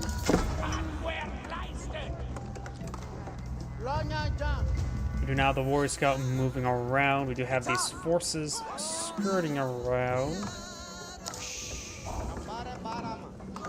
The Malian player is going for siege engineers. He's going to pull out some of his own battering rams. He has a handful of Musafati warriors. Musafati warriors. Oh yeah, I just remembered something. Musafati warriors can also camouflage. So you could try doing something of that to engage these forces.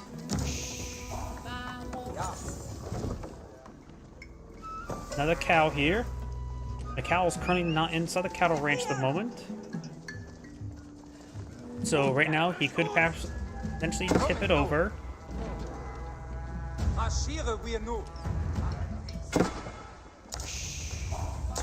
He may be inside the fences, but he's not inside the fence right now, that cattle. Battering not being put on field, which will help him cleave this region. Warrior Scout upgrade has been researched as well. We'll spot these forces. We'll take a bit of fire there. Warrior Scouts, they may be their version of the Horsemen. Weaker, cheaper, only cost food, and they do not get bonus damage versus range, which is important to note. So it's not a counter to the archer. It doesn't have any inherent pierce armor as well, so archers can be useful against warrior scouts. The only thing they have used to quote-unquote counter archers is just simply the high mobility. So you have the cattle ranch going up right there. It's designed for the Grand Fulani Corral, and maybe a bad place up there. Battering not makes its way forward. The Musafati warrior needs to start attacking apart. The cow needs to not be next to the battering ram. Luckily, it doesn't get auto-targeted. I don't know if cows can get auto-targeted by towers. Archer range will go down. I guess he doesn't want to risk receiving any fire from the outpost. And now the archer range has gone down, or has been set ablaze, so we'll let it go down. Baron took a bit of damage there. This outpost does get cleaned up by the blue battering ram. Now we got the Warrior Scout, does find a bit of harassment damage there. And you have the Bull Grove Palace on the Blood Field, which is a ×4 barracks, or ×5 barracks. It's also not putting out very aggressively. I think it would probably would have been better go to Red Grease Cathedral, unless he really doesn't want to take time to invest in more barracks. So then again, he has lost all of his barracks. Oh nope, that barracks still there. But now he has a rapid producing barracks here. I suppose his opponent has also broken out, so he can't really reliably grab these relics. Relic does receive a lot of javelins. Got some sofas deployed on the field as well. It's good to hit down the villager. Apparently takes that many javelins to kill off a villager.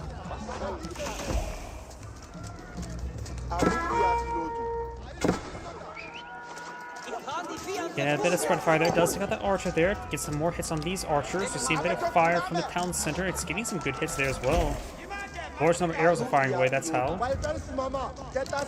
And does get hit by multiple town center and multiple towers worth of arrows, so he's got to force him back, getting a little bit too overzealous. Does get a good volley there on the man-at-arms. As I mentioned before, and does have high base damage. Its movement speed the same speed as archers and spearmen. So it's faster than man-at-arms. Of course, that can be counteracted by martial drills. Grand Fulani Corral on being put on the field. Okay, so there was enough space for that landmark there. Very good.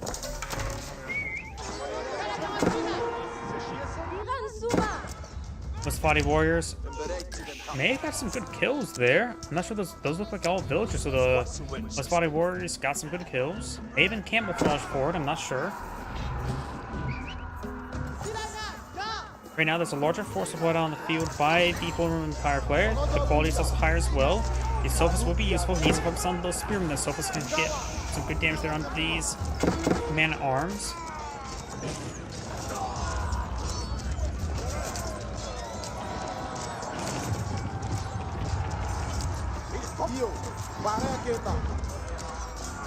Good damage there onto those archers.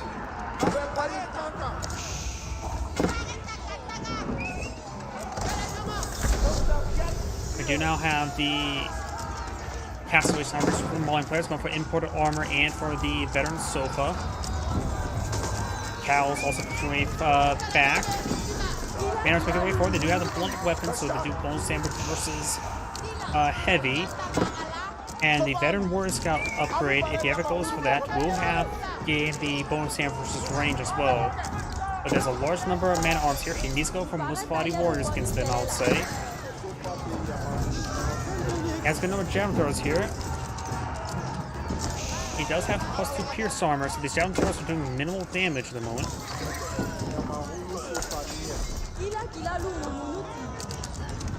And no Musafati Warriors. I was going to try to torch down this battery ram. He does lose full cattle ranches, but they're relatively cheap to replace.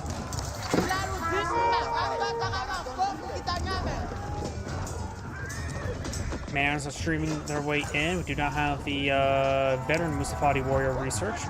And getting some Musafatis on the field. We just have too many cavalry. Oh, large number of idle villagers there. Being passing berries. This course more force purpose you could claim if he doesn't have enough time to micro that. Now he's trying to hit these villagers there.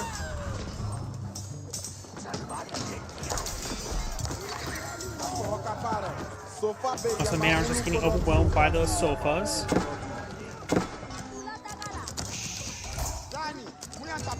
Musafati Warrior now engaging. That Musafati Warrior does go down. Got additional Musafati Warrior on the field right here. Only does plus 15 damage versus heavy, so they do 24 damage against heavy, which is good. They do also move at a decent speed. They move the same speed as Palace Guard as well.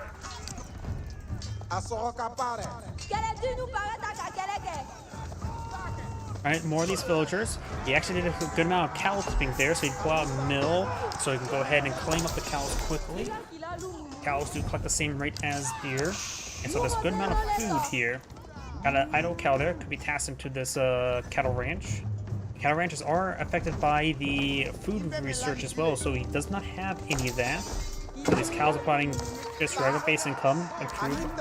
Also he does provide, of course, plus 20 food per minute, which is separate. Does not get affected by the food research by the Grand Florani Corral. Sofa's making their counterattack. We do have Mass Spearman being played by Holding Run Fire player. Hopefully he does have the increased melee armor for them. He does not have that research at the moment. Oh no, he does.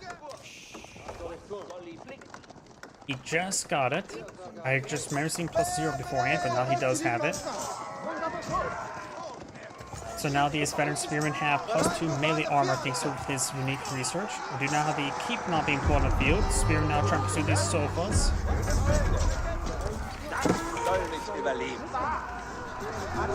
I'm not sure who will win the fight with them buffed spearmen versus Musafati Warrior. Beforehand, Musafati Warrior do win, and they do have the same base cost of 80. Of course, one costs wood, one costs gold.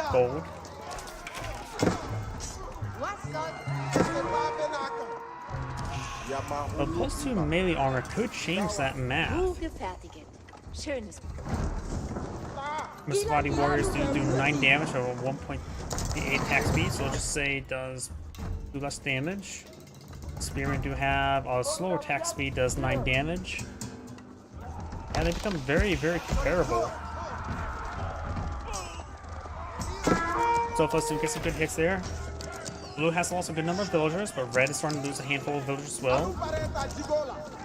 Right now these veterans supposed to have 7 pierce armor, so these arrows will do 1 damage each. Eventually hit some of these villagers as well. Upgrading the Warrior Scout, the veteran Warrior Scout research, which will give them plus damage versus the range units, of course.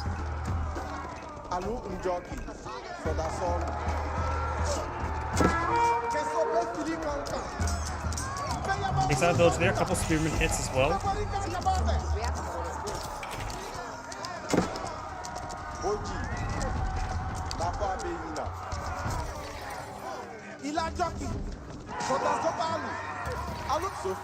Now these veteran Sofas are trying to run away.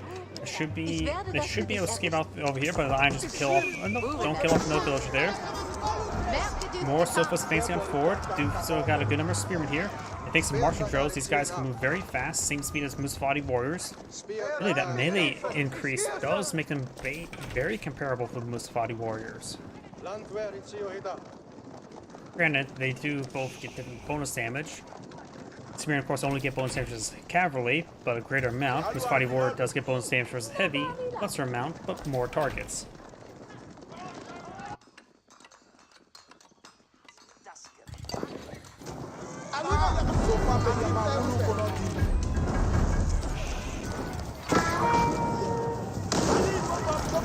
Good damage there on the Sofas, and Meganel does go ahead and burn down that wall. He finds a great hit there in those archers. Archers, of course, do wounds damage as light melee, perfect for fighting against those spearmen. And the Holy Empire players are starting to make some crossbows in, which will be very effective versus the Sofas.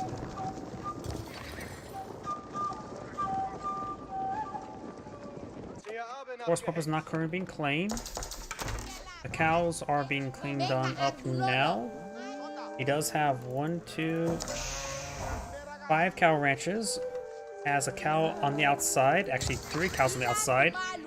He will leave the last 2 cows non-inside cow ranches and just eat those after probably eating the forest puppers.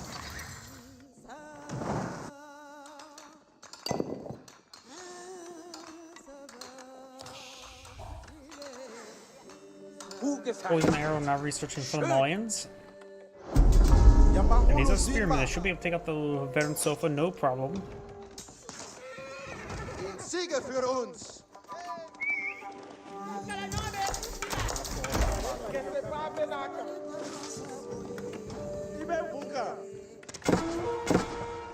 Sofa's now made a breach over there. Got a good number of archers here to hit the spearmen as well.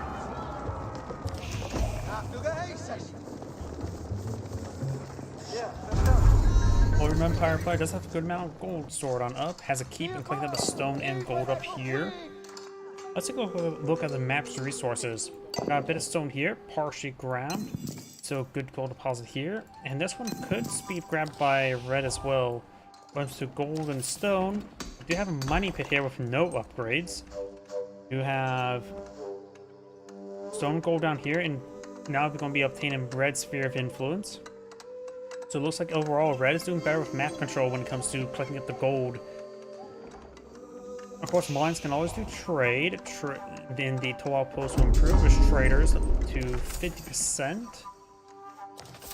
And it's too late to get the Saharan trade network for the improving the total outpost by a bit of extra food as well for taxable income. But the Malians do have a good potential for a trade avenue.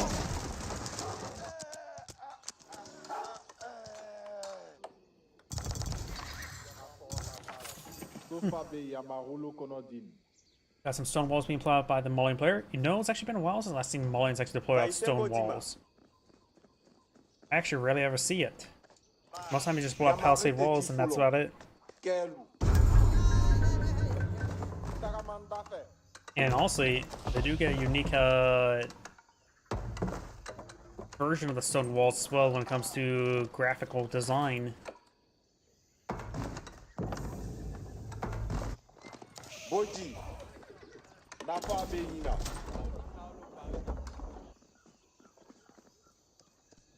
We do have some traders not being put on the field as well. Very nice.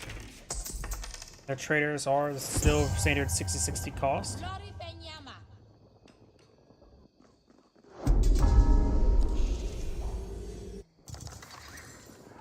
Now, we do have the Elsbach Palace not being put on the field. The rare of the Holy Roman Empire H4 landmarks. Most of the time people call the Palace Swabia to get a very powerful town center. Elsbach Palace is a keep that also, in its structures within Sphere of Influence, will take reduced damage.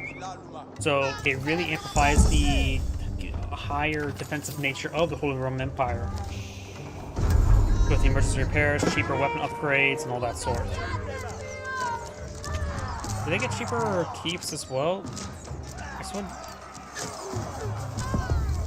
And right now the Mullen player is selected. Nope, they don't get cheaper keeps. So their weapon, their upgrades for the towers, of course, becomes cheaper.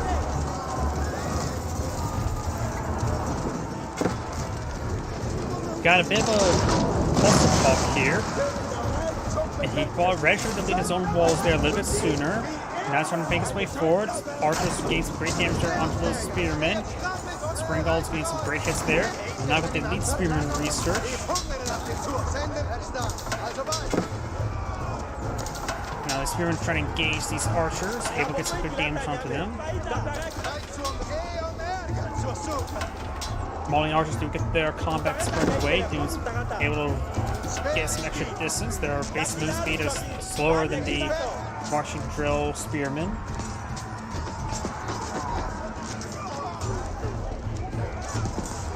So if it does go down there, these archers do get the combat sprint there, able to start a step away. Of course, got some man-at-arms mix up in, which do have the two-handed weapons upgrade as well. Spearman brace there, doesn't get any sofas. More sofas not turning forward. He's whittled down his bonus force enough for him to counterattack. We do now have the elite horse, veteran horseman, the elite horseman research for the Holy Roman Empire.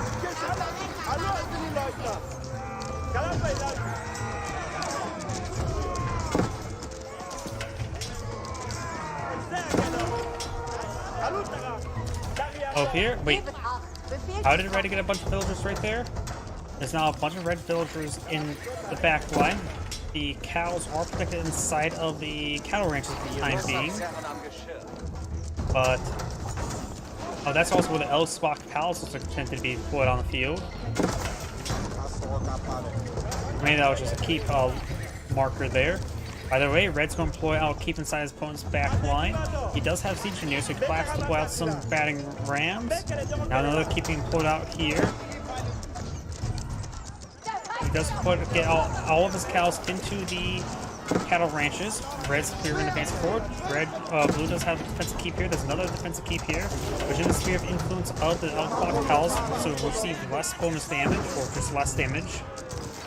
Spearman will go down. Got some forks now mixed on in, and Blue does back up the game now. This is Great saying thank you for watching, and on to the next replay.